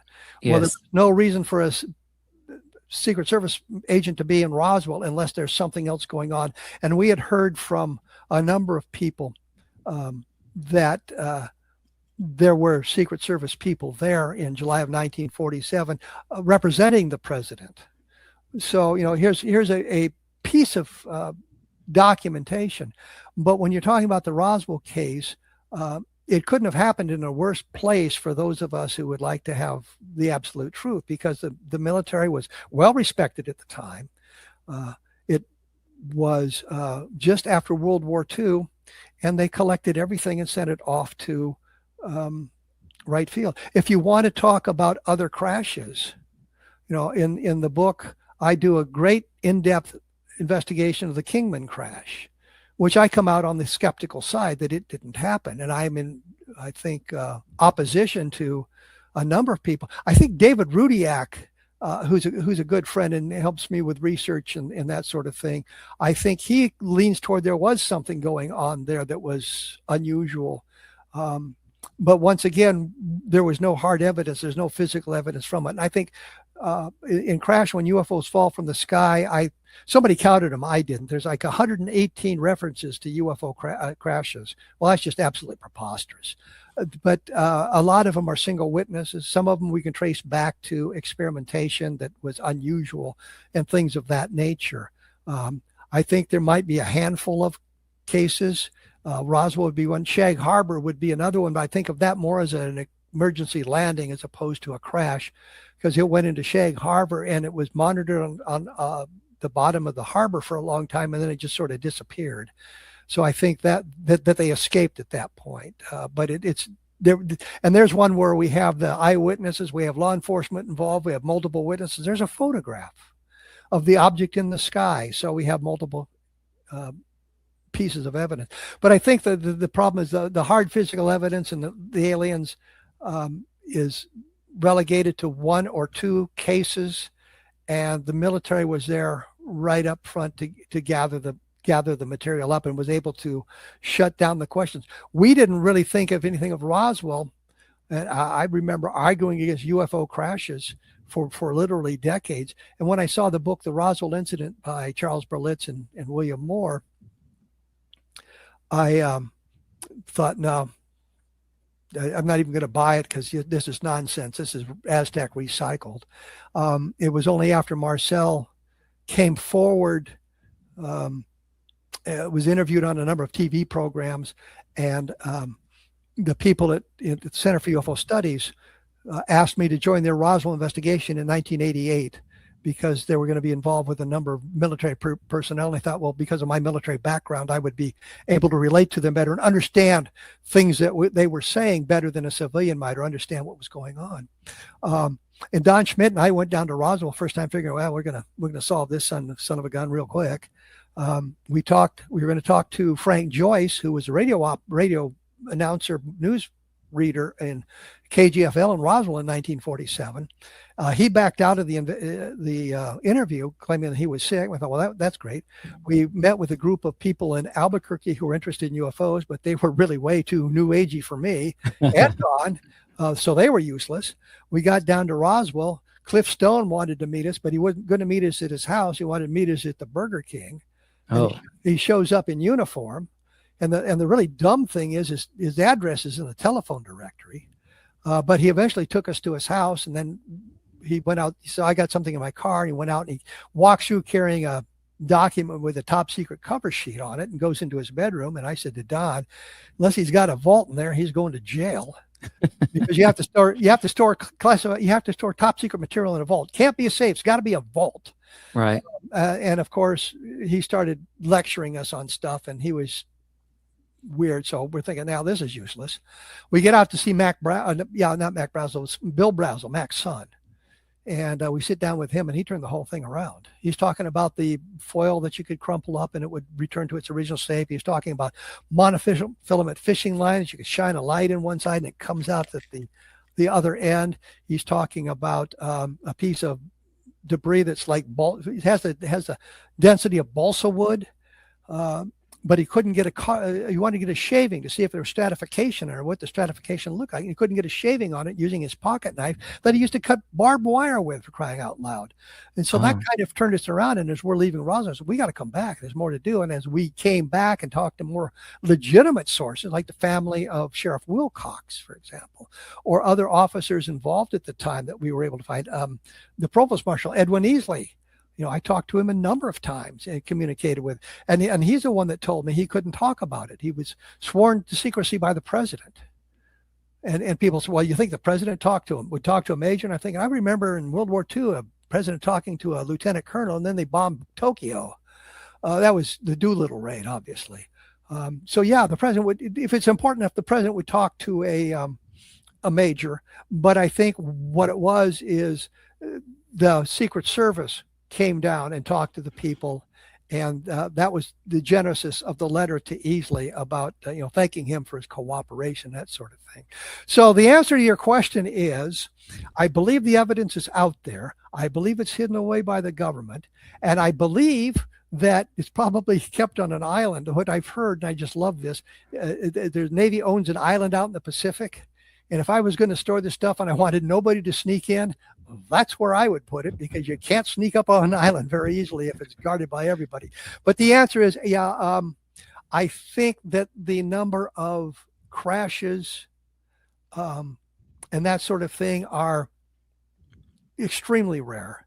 And they were able to cover that. There are some pieces of debris that have been recovered from other instances that are suggestive of technology that didn't exist at the time. I'm thinking of the Yuba Tuba example, for example, from 1957, that was magnesium of a purity that was basically only available in Dow Chemical laboratories, and it was a very expensive process, and yet it was littering a beach in Yuba Tuba, Brazil, when the craft exploded.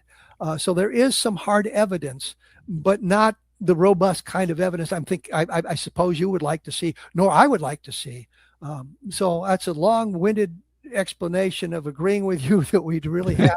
We don't have the hard physical. We have indirect physical evidence like landing traces, radar tracks, and all of that stuff. But we don't have the craft. We don't have access to the craft. We don't have access to the body, as well put it. That was a great answer, Kevin. Long answer. That's okay, because you know what? I think that probably convinced Stephen Johnson on X to pick up his own copy of UFO Sightings and Alien Visitations. And you were right about Roswell kind of being an inconvenient site, because I've been to the Roswell crash site, and I've been to the site at the Plains of San Augustin in New Mexico. In Roswell, I was out there a long time. I saw one other vehicle, and it was super creepy. It was a blacked out SUV, and I've been told it's not uncommon for people in the desert have their windows completely blacked out, but we could see see the vehicle coming for a long ways off, right?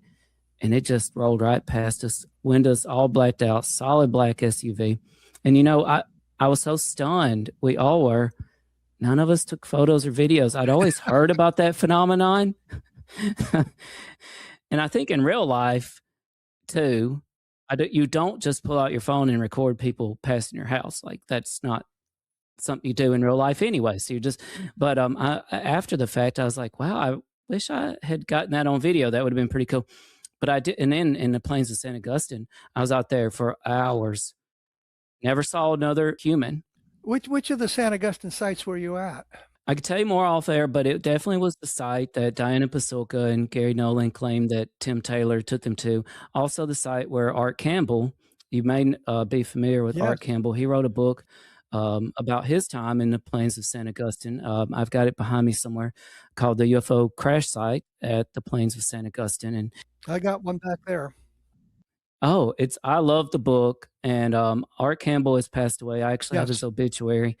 I wish I had had the chance to meet Art Campbell, because from all I've gathered, he was a great well-respected man, Yes. former teacher. I believe he was a principal, football coach. I think he drove school buses, which I used to do. So I really respect that. Just a good man, you know, and he spent years out there digging in the desert. And now I'm off on a little bit of a diatribe. But, you know, one of the saddest things I ever heard was I saw Art giving a presentation at a local library. And they asked him, you know, what did he think about the UFO community right now? And he said, honestly, he was about done with it. He said, I've got all this stuff here in front of me. I've had it analyzed. I've had it dug up in the desert out here. I've had it looked, and I can't get anybody to come even take a look at it. And I just thought that was so sad that, you know, this man spent a good chunk of his better years of life out there in the desert digging things up at what he fully believed was a UFO crash site, but yet he couldn't even get anybody to take an interest in it. And I myself found this. I don't know if the camera can pick this up very good. At the Roswell crash site, I think it may just be a nail, but it could be a nail or something that was perhaps used by the military from a particular time that might be important. I do not think this is alien, but maybe I can talk to you some other time about St. Augustin, because I think we actually proved a lot of things while I was out there. The problem is Frank Kimbler, who lives in Roswell, he teaches at the New Mexico Military Institute, has done an awful lot of work on the debris field, looking for, and he's found bits and pieces of stuff. The problem is the site has been salted. There was a documentary done, and I forget who the two main nonsensical reporters were out there, and they're going to spend all night at the crash site, and they're looking around. Lo and behold, they find a button off a uniform, a Class A uniform, and they're going, "Well, this is great." You know, is that at Roswell? At the Roswell crash site, the debris field up near Corona. And they found this button, and I looked at the button and said, "Yep, yeah, you're wrong on that one, pal. That's an Air Force button. Air Force didn't exist in 1947. If you'd have found an Army button, it'd have been more impressive. But I don't know why anybody would have been out there in a Class A uniform to lose one of those Class A uniform buttons. But they found a button from an Air Force uniform, and the Air Force didn't exist in 1947. Right. They were wearing Army uniforms. I kind of busted that. And again, on my blog, I think there's an article where you can see what the Air Force buttons look like, what they had to say. So I know that there's been people out there salting the sites, leaving stuff behind to fool other people, especially out there. Well, the Frank Kaufman crash site, I think, has been salted as well. The Frank Kaufman crash site doesn't count. He kind of made that up. And when you say salted, you kind of mean like purposely spreading debris to make it difficult for researchers to discover anything, or just for the they found that piece of debris we left out there, right? That kind of thing. So there's that sort of thing. I know on the debris field we've dug up. They've done up. Don and Tom Carey been there more times than I have. They've done. We did a archaeological site survey out there, which means simply you're digging test holes all around to see where things might be and where it might be important to continue to excavate. And they've done some of that out there over the years. And found some things, but they haven't found anything that's that important. I look at the stuff that Frank Kimbler has found. Kimbler was, we were on a panel in Roswell this past July, and Kimbler had his little bits of debris that he had found that are maybe somewhat inexplicable. He has had them tested, but we've got to be careful because, say, well, this isn't a type of metal alloy that we have used, or the isotopic ratios don't match what you'd find here on Earth. But we can manipulate the isotopic ratios ourselves, and we've done, well, not me, but scientists. Right. So that really doesn't take us there. You've got to have something more than that. There was a big hoopla during the 50th anniversary in Roswell about that sort of thing, where they had the isotopic ratios being different, and they didn't exist in nature. Well, no, but they did exist elsewhere. So we got to be careful about all of that stuff. Yes. The worst thing I ever found on the debris field was a rattlesnake. Yeah. But it was a small one, and it was going the other direction. Well, maybe I was going in the other direction. And, you know, Art talks about that in his book too, like rattlesnakes, that's the big problem. And somebody advised me, yeah, you probably don't need to reach down into holes. Like maybe don't do that. But, you know, I'll just say this lastly about the plains of St. Augustine. I had heard rumors about that site being assaulted, and I had considered, you know, prosaic explanations like floods. I know it floods out there. I think they call them monsoons, and there's a season for that. And I'd heard about ranchers, you know, dumping all their stuff in one particular site and doing that sort of thing. And I thought, okay, those could be definitely explanations. But when I got out there, I saw for myself, like, this place has definitely, this is true. It, as I'd say, an area 100 yards wide, 200 yards long. I'm just estimating in the, like, I guess you'd say valley that Art talked about, completely covered in metallic debris and old, all of it old, cans, buckets, all, tubs, you know, on and on and on and on. The metal detectors completely useless, and no modern debris either. And you know, I think if I'd stayed out there another month, I wouldn't have never seen another human. And I just didn't buy any of the other scenarios anymore that ranchers did that. No, I don't see how they could have done that. That the floods washed all that debris in there. And by the way, all of it old for some reason. I just couldn't believe that. And I actually found, I did find two things that weren't old metal. And they were very, I think, yeah, these are very old beer bottles. And this one is Lucky beer. And this one is, I don't know if you see the logo though, Anheuser-Busch. Oh my God. Yeah, I can. And that's a pretty fancy logo, right? Built in there. Yeah. And there's another one on the back. And so these are two, like, and so here's the thing. I actually contacted a antique bottle group, and they dated these to the 60s. I'd have to pull up my notes to see exactly when. Well, the thing is, that crash supposedly happened in 47. So at first I was thinking, well, what does this mean? You know, but then it hit me because metal detectors became readily available to the public in the 60s. And so to me, it made a lot of sense that if you gave somebody the assignment, because I don't see why would they need to spread all this metal out here if the public didn't even have metal detectors. So to me, it made a lot of sense that seeding may have happened in the 60s. And a couple of the guys, they were sweltering out there, you know, and knocked a couple of these back. That's how I see it. But yeah, just so there's some physical evidence. And I got one last listener question for you. Well, let me ask you a question again. Sure. How do you know you were on the right side on the plains of St. Augustine? Where did your sources get their original information? Who pointed them to those sites? Because I know of at least 6 sites that have been identified by various alleged witnesses to where the crash actually took place. I'll probably not put this in the recording. Here's what I'll say. We definitely were in Art's site, and I am absolutely convinced we were in the site that Diana Pasulka talked about with Gary Nolan, because they revealed a few things. I think a couple of them were red herrings in one of their interviews with a podcaster. And for example, they revealed this restaurant they stopped at, which we stopped at. It absolutely was the same place. They mentioned the owner of the land was a woman, but I believe that was a red herring. And so, because the owner was a man, and it was a cattle rancher. And here's how we found the site. Because no, you're not understanding my question. Okay.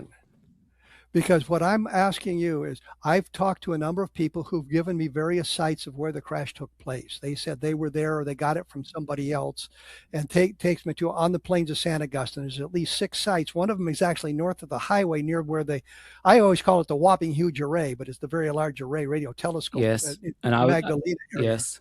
So you know, I got pictures of me and Don standing standing there on the highway with the right, and dishes behind us. We went past the Very Large Array, and yes, spent the whopping time huge there. array. Yeah, and I wanted to go visit, but he did not want.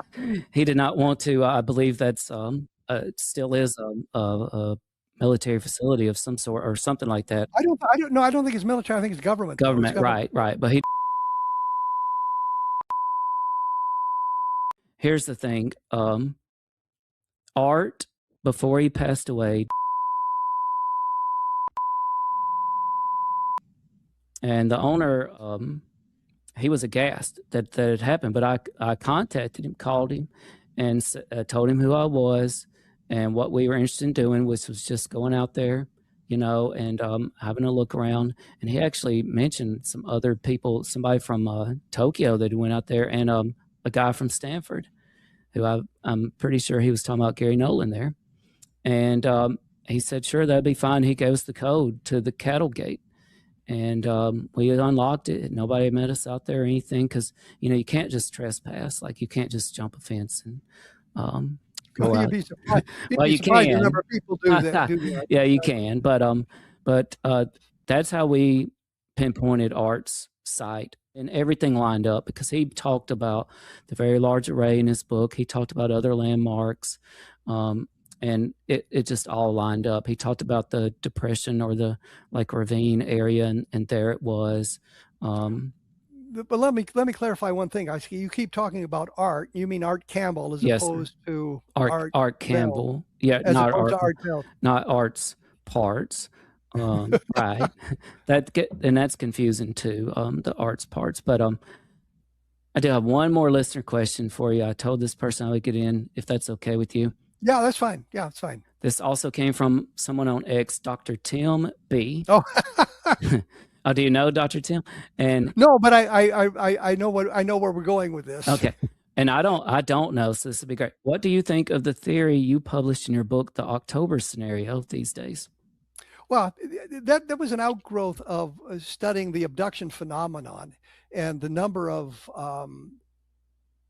abductions that took place in October of 1973, and the sightings that were taking place. You had an awful lot of sightings where the craft were seen on the ground, where the occupants were seen outside the craft, seeming to gather flora and fauna samples. And it always struck me, this is kind of like a professor taking his graduate students on a field expedition, and they gather all this data and they take it back to the university to analyze and write their PhD dissertations on. And it just struck me that, here's this group of sightings in a very limited time frame from around the middle of September to the middle of November in 1973. The Pascagoula sighting takes place at that time. I had investigated a case out in Utah where a woman claimed abduction on October 17th, 1973. I've since become convinced that, by the way, that abduction was probably an episode of sleep paralysis based on my research into that specific case. I think I've solved that one. So it was an outgrowth of the idea that, we really haven't had all those many UFO sightings and abductions, but here in a limited area, we've got what you'd expect from research teams coming into a new area to learn about us as best they can. And it was kind of an interesting idea. I think it's been proven not as accurate as it could have been. It's an interesting idea, but I think it's been modified since we've gotten more information. It was an interesting idea, but I don't think it really holds water in today's environment. It kind of reminds me, I said at one point that they said, well, why did the craft crash at Roswell? And I said, well, they did it on purpose. It was the least benign way they could announce, or the most benign way they could announce their presence. What's frightening about a crash craft and the dead occupants, it tells us that they're vulnerable to our society and all of that. And I thought, this is really a wonderful theory, probably not true, but people took it to mean that I believed that idea. No, I didn't do that. October Scenario, yeah, when I published the book, I thought it was a viable theory about alien visitation, and it may still hold water for a single race of alien visitors. You might say that they were here doing all this in October 1973, and then they went home. Others have shown up later or were here before them, but it was a viable theory in October of 1973, and still has a element of truth to it, but I think it's been superseded by more information that we've gathered over the years. It's really not a skeptical question. It's really kind of an interesting question. I get it periodically. Oh yeah, and they clearly follow you. And yes, that's one thing we didn't get into, but maybe we can save that for the future too. And that is, well, if we do have alien abductions, if we do have alien visitations, then mathematically speaking, we're probably dealing with more than one kind, right? And so we didn't even get into that species of aliens. That's kind of it. And the October incident was kind of an outgrowth of the sightings and everything up to that point were misidentifications, they were hoaxes, they were hallucinations, they were all the mundane explanations you wanted to throw at the wall. And I wrote that book, by the way, before I got involved in the Roswell case. So that kind of changes the perspective somewhat there too. But that was kind of my thought. We've got one alien visitation, and it was these people doing their field research before they returned to their home planet to tell them everything they learned about human race. And I hope they didn't take any videotapes of Laverne and Shirley back with them to understand our social dynamics. But I wanted to ask you, do you play pickleball? No, I've my brother and I have talked about doing it, but I haven't really had the ability to do that yet. I'm getting better. Okay. Well, I think you should try, because it's a lot of fun. And I do Tai Chi. Oh, do you? Tai Chi. I've gotten into yoga, just a little bit, yoga and some things like that. Well, in the Tai Chi classes, we do what's called Ogan as well, which is it's modified Tai Chi, but it's without it's different. It's more like dancing than it is the Tai Chi. So we do that, and we do the Tai Chi. The movements in Ogan lead back to Tai Chi movements. My favorite Tai Chi movement, just so you know, is Repulse the Monkey. So oh, interesting. I also like Pilates, and you know what's sad is some of my college classes I used to teach, I would do a very beginner yoga class with them, like one class, and I'm probably level 1 of yoga, but I would be better than all the college students, which I thought that's really sad. Like, how am I better than all of you, and you're 18, 19 years old, and I'm just level 1. Like, I can't even do most of these yoga moves. So well, my Tai Chi class is geared toward cancer survivors. Oh, okay. That's great. Everybody, you can't play the cancer card in that group because everybody's got one. Well, I like that, and that's probably refreshing too. So that sounds like a really interesting group.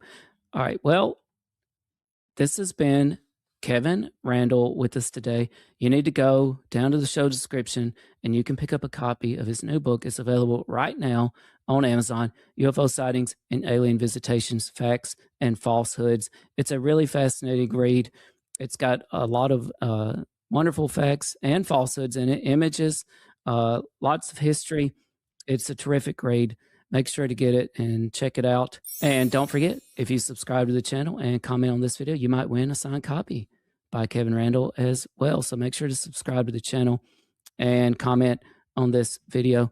And I want to ask you, Kevin, what's next for you? What comes after this book? What's on your agenda for the future? Well, as I've mentioned, I write science fiction, and I just finished rewriting a science fiction novel called The Asteroid, which I'm working on getting it published now. And I've been doing one called Legend of the Vampire.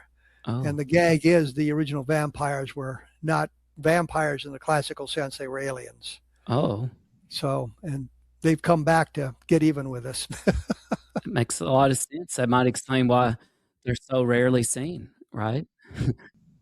So anyway, I kind of fallen back into the science fiction writing for the time being. And I'm just looking for another interesting UFO case or scenario to get involved in. I will comment one quick thing, that I am very disappointed in what's been released by the government, to the point because there's really nothing in there we didn't already know. Yeah, it definitely seems that way. I think, and you're talking about the UFO files, there's been 5 releases so far, and Yes. they come out on Yes. random Fridays, it seems like.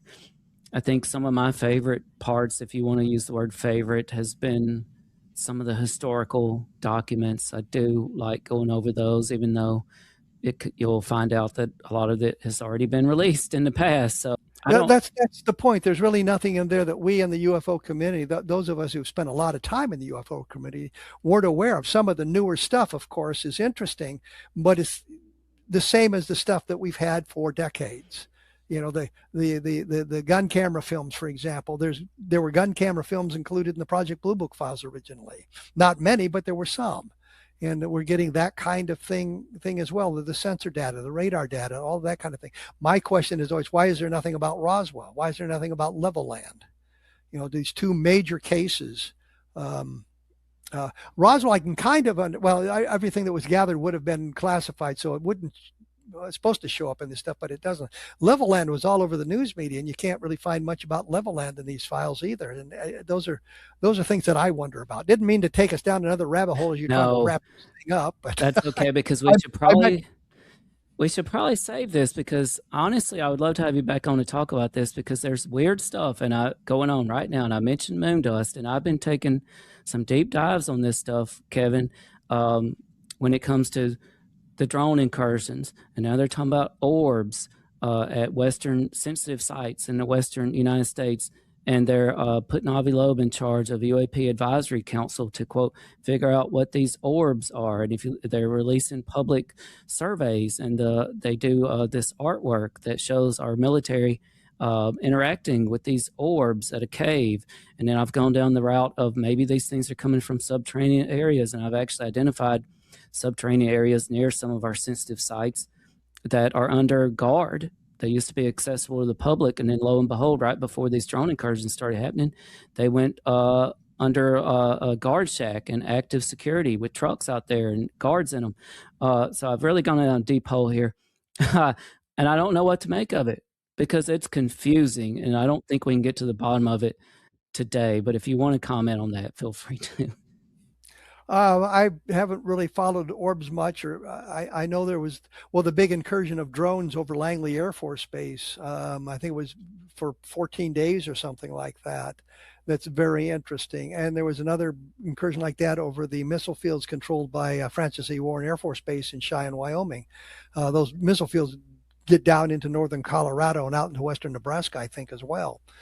So there's interesting stuff going on, but the drone activity, the orbs, I don't know about the orbs. The drone activity is probably terrestrially based, given what they are.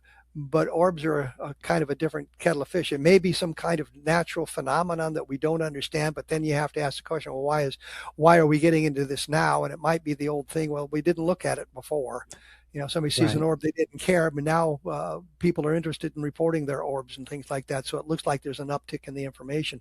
I just haven't taken enough time to research all of that to come up to a conclusion of whether it is terrestrially based, if it was a natural phenomenon, as if it's paranormal, or it's alien. So, you know, that's kind of where I am. Right. And unfortunately, this is completely wrapped up with national security too. I mean, I guess much like since Roswell, and it's really difficult to separate them, right? Because if orbs, for example, are a natural phenomenon, and by the way, this is the term the military themselves are using, and the FBI, like they're using the word orbs all of a sudden instead of UAP. But why would they have a particular affinity for our most sensitive military sites? That doesn't make any sense, you know. And but if it's terrestrial based, if it's an adversary, for example, why do we need to get these scientists to start a UAP advisory council to study them and try to figure out what they are. That doesn't make any sense either. So, well, the answer is they don't know what they are, and the advisory council is trying to find a solution, and hopefully it's terrestrial based, but they just don't know. They've got to find out what it is so they can figure out the countermeasure. Right. And see, honestly, I've started to think the most frightening answer of all is that it is an adversary. Because I think that the general public, at least most of the people I know, they don't know anything about the UFO files. They don't know anything about orbs. But I'll use Plant 42, for example. Plant 42 has some airspace incursions. It also affected the airport. So it brought in the FAA, which also brought in the FBI because the FAA airspace, but then also probably because of the potential for it being an adversary. So, and then at the exact same time as those incursions, the public was spotting what they called UFOs at the same time near Palmdale, California, exact same time. Well, I think what would be even more frightening to just the general neighborhood families was, what if they knew that there was this site on the other side of their town, and that our adversaries, whoever they are, were flying over their neighborhoods and surveilling our most sensitive military sites? I think that would be potentially much more frightening than calling it aliens, but I still don't know. Still don't know what's going on. That's where we are in a lot of this stuff. We don't know, and we've spent again literally decades pretending this stuff doesn't happen, or the Air Force or the government isn't interested in this stuff, and we find out through documentation and other things that they are interested in this thing. Like I said, Moondust ended. The code word ended in 1986, but we now have all kinds of evidence that things went on. 2004 with the Nimitz stuff. Well, that probably fell into what would have been Moondust had that term not been compromised. So we just don't know. And we outside the government are looking for our answers. And I don't think we're getting them with all I call them the data dumps of the material, because they haven't found anything in there that is particularly unique that we didn't know.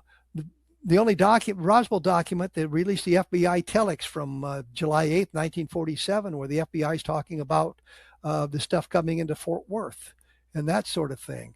That's the only Roswell but we've had that document for literally decades. The GAO did an investigation back in the early 1990s, and the document's in there. I think it was Bruce Maccabee that got it in a bunch of FOIA requested materials back in the late 1980s. So we've had it just forever, but this is the kind of stuff. There's all kinds of newspaper articles, as I'm sure you've known from newspapers, which is interesting in one respect, but it doesn't advance our knowledge. And you go through the broad Project Blue Book files, and there's an awful lot of newspaper clippings in there about the sighting. So, big deal. We're not getting the really good stuff.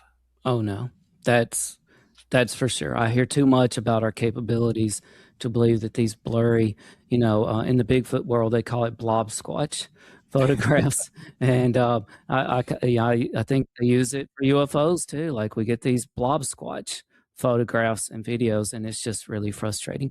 You mentioned your blog, and I believe that's kevinrandle.blogspot.com. Do you have any other websites or social media or anywhere you want to direct people to visit you at? I just started X. There's nothing there yet.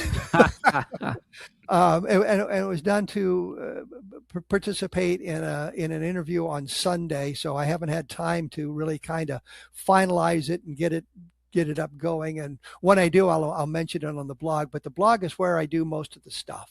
Okay. And get a chance to look at that. And of course, you go to Amazon, you can find my UFO books there under my name. And if you're interested in the other stuff I do, like the science fiction or some of the action adventure books, I write as Eric Helm. So Eric Helm. And Kevin, anytime you want to come back on and talk about some of your science fiction work, I would love to have you for that too. Do you have any?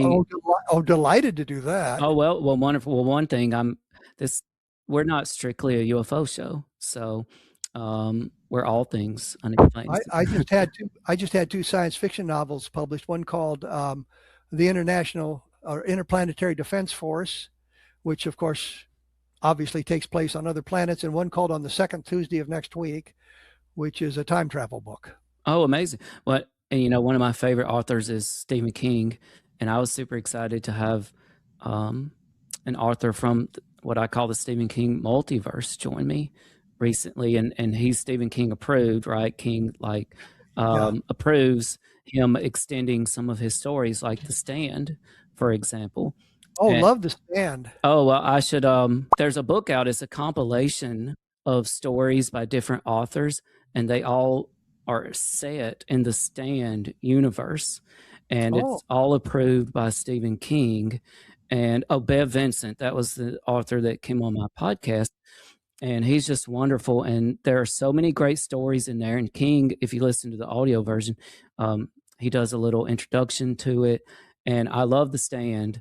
And I even like the original miniseries from the 80s, I believe it was. Well, yeah, it's better because you like the characters in that version. But if you look at the last version, I actually had to sign up for a streaming service to get it, and most of the characters aren't very likable. Franny, for example, is really not a likable character in the new version, and she's really a sweetheart in the first version. So I mean, it just didn't really come across very well. And I just realized you share a name with one of the main villains from The Stand. Oh, Randle Flagg. Randle Flagg. He spells it differently, thank goodness. He does.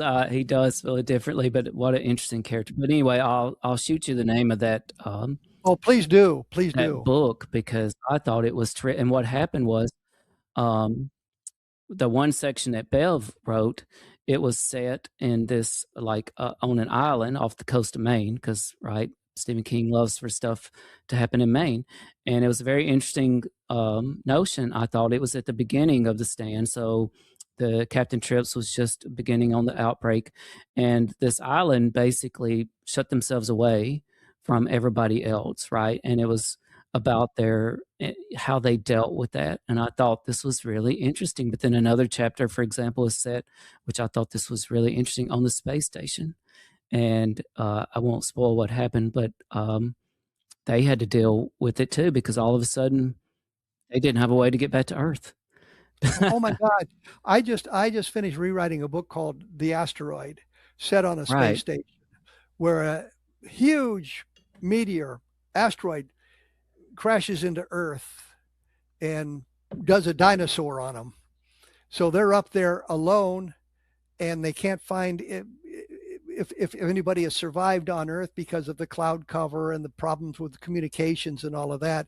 I just finished rewriting that last night. That is called synchronicity. Yes, people don't know.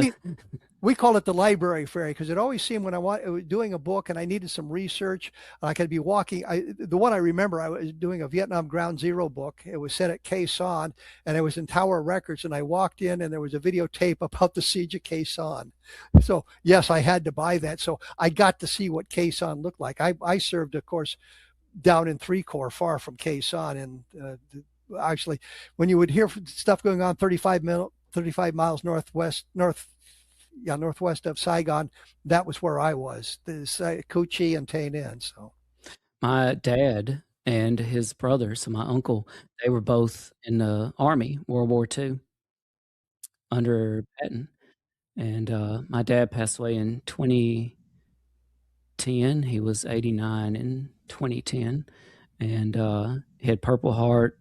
And then they always told me that my uncle, and his name was Punkin, they always told me that he was captured by the Germans and was a POW, and actually managed to escape somehow and was rescued by Allied forces. That's what they told me. But they didn't talk about any of it too much. Like my entire childhood and into adulthood, they didn't really. My uncle passed away when I was very young, and Daddy never really liked to talk about that, but I would see his uniform that he still had and stuff. And so, well, it was interesting. I just finished reading Beyond Band of Brothers, which was Major Winter's book that came out after Band of Brothers, telling the stories from his point of view, which is interesting when you compare it to the miniseries, and how things, you get the impression that Nixon, his best friend in the Army, was not quite the screw up that you get the impression from the miniseries of Band of Brothers. So I know what you're saying. It's, and Winters never really talked about it until Ambrose started writing the book about Band of Brothers, and all of that stuff came out. Yeah, and that's why I always felt a little different than my classmates, because my dad was much older than my mother, and everybody always thought he was my grandfather growing up. And so that was interesting. But, he that just made my household not bad, but it was different than, in terms of discipline and expectations and just how things were around the house. Let's just say I wasn't too keen on getting in trouble. I'll put it that way. I want to ask you, do you have any coast to coast updates for us, Kevin? Anything coming up, or? Oh, I haven't written the script for tomorrow's show yet. Oh, no. I was going to do that this afternoon. Maybe you got some inspiration on something we hit on today. Let's see, what does... there's something in my email. I can't remember exactly what it was.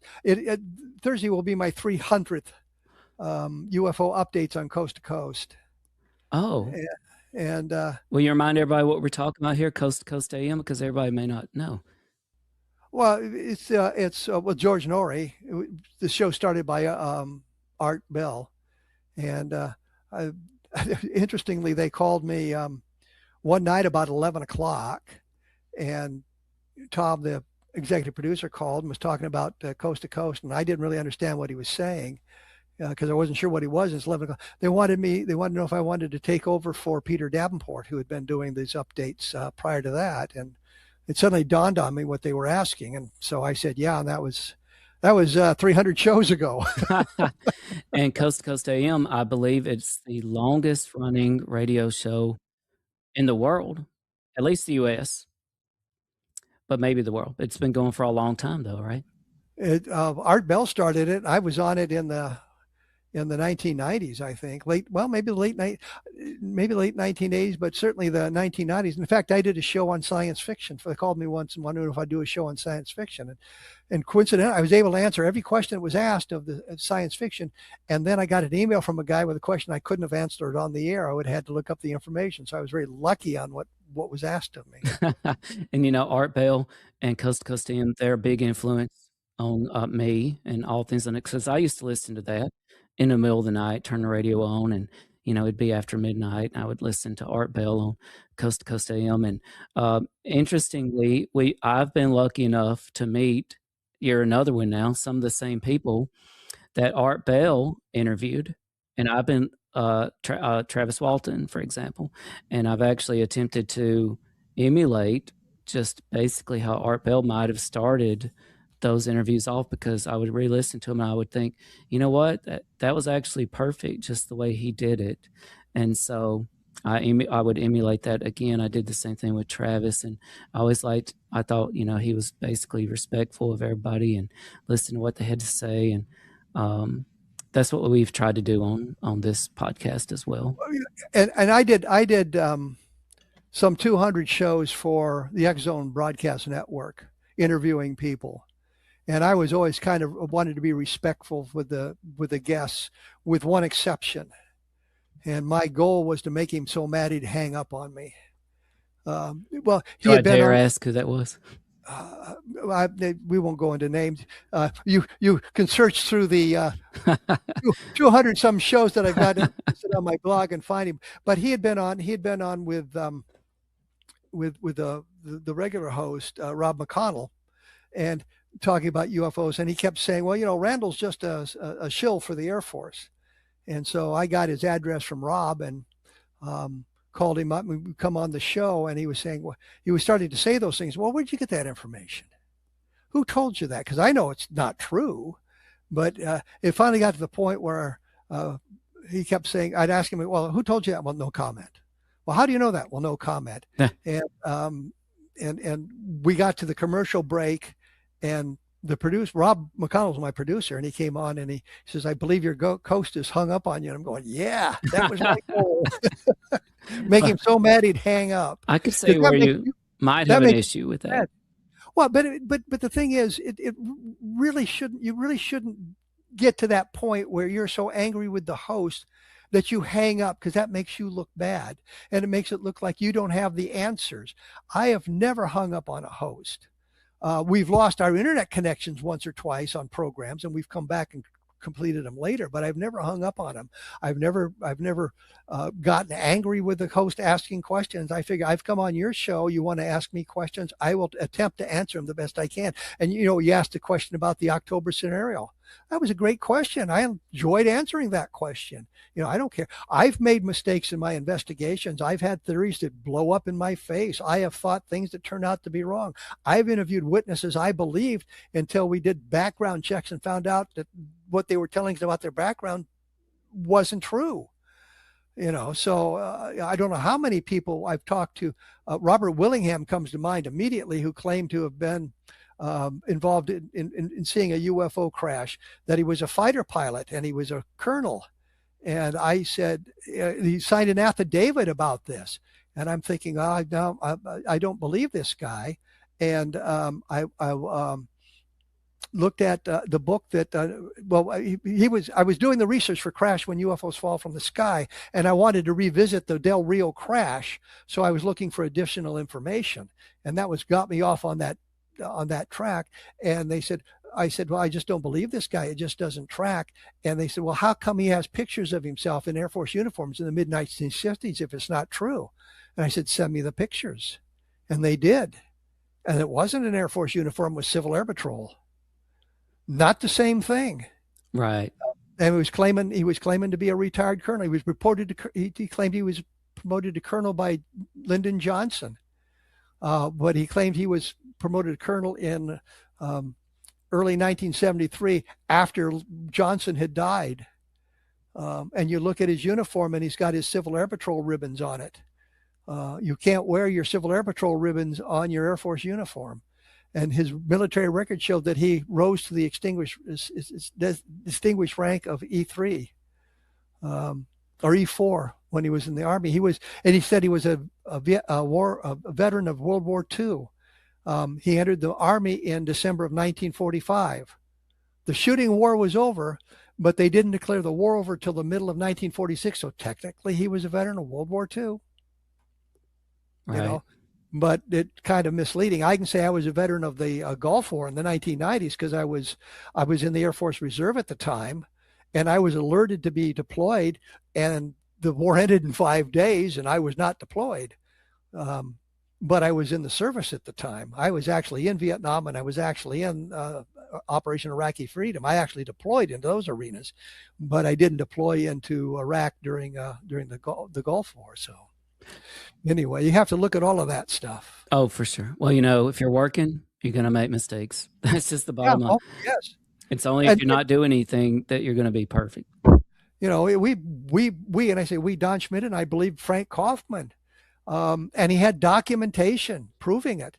And then later on, I think Mark Roderick at the Center for UFO Studies. And actually what happened is Kaufman had died, and Roderick, Don Schmidt, and Mark Chesney had gone to Roswell, and they were visiting with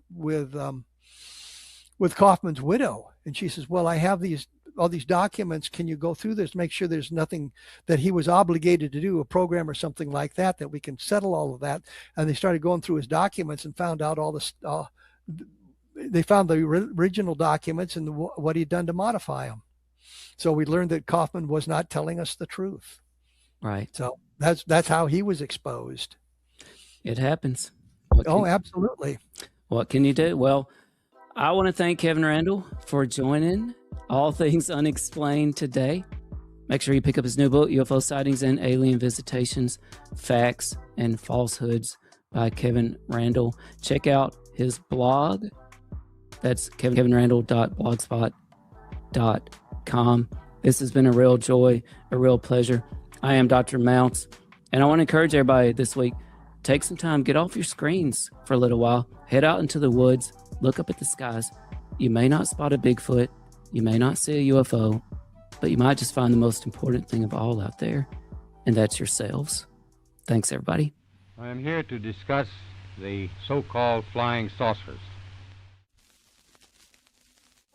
We know now that in the early years of the 20th century, this world was being watched closely by intelligences greater than man's. Did the CIA write Wind of Change by the Scorpions?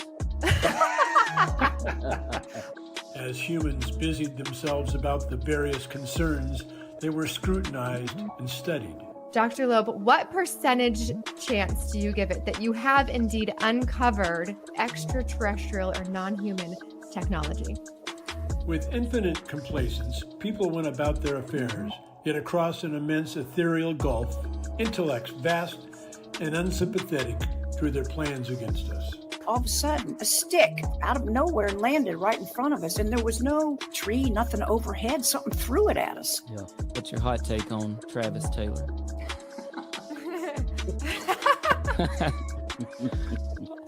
I've got an exclusive for you guys if you want it about the Alaska. We do.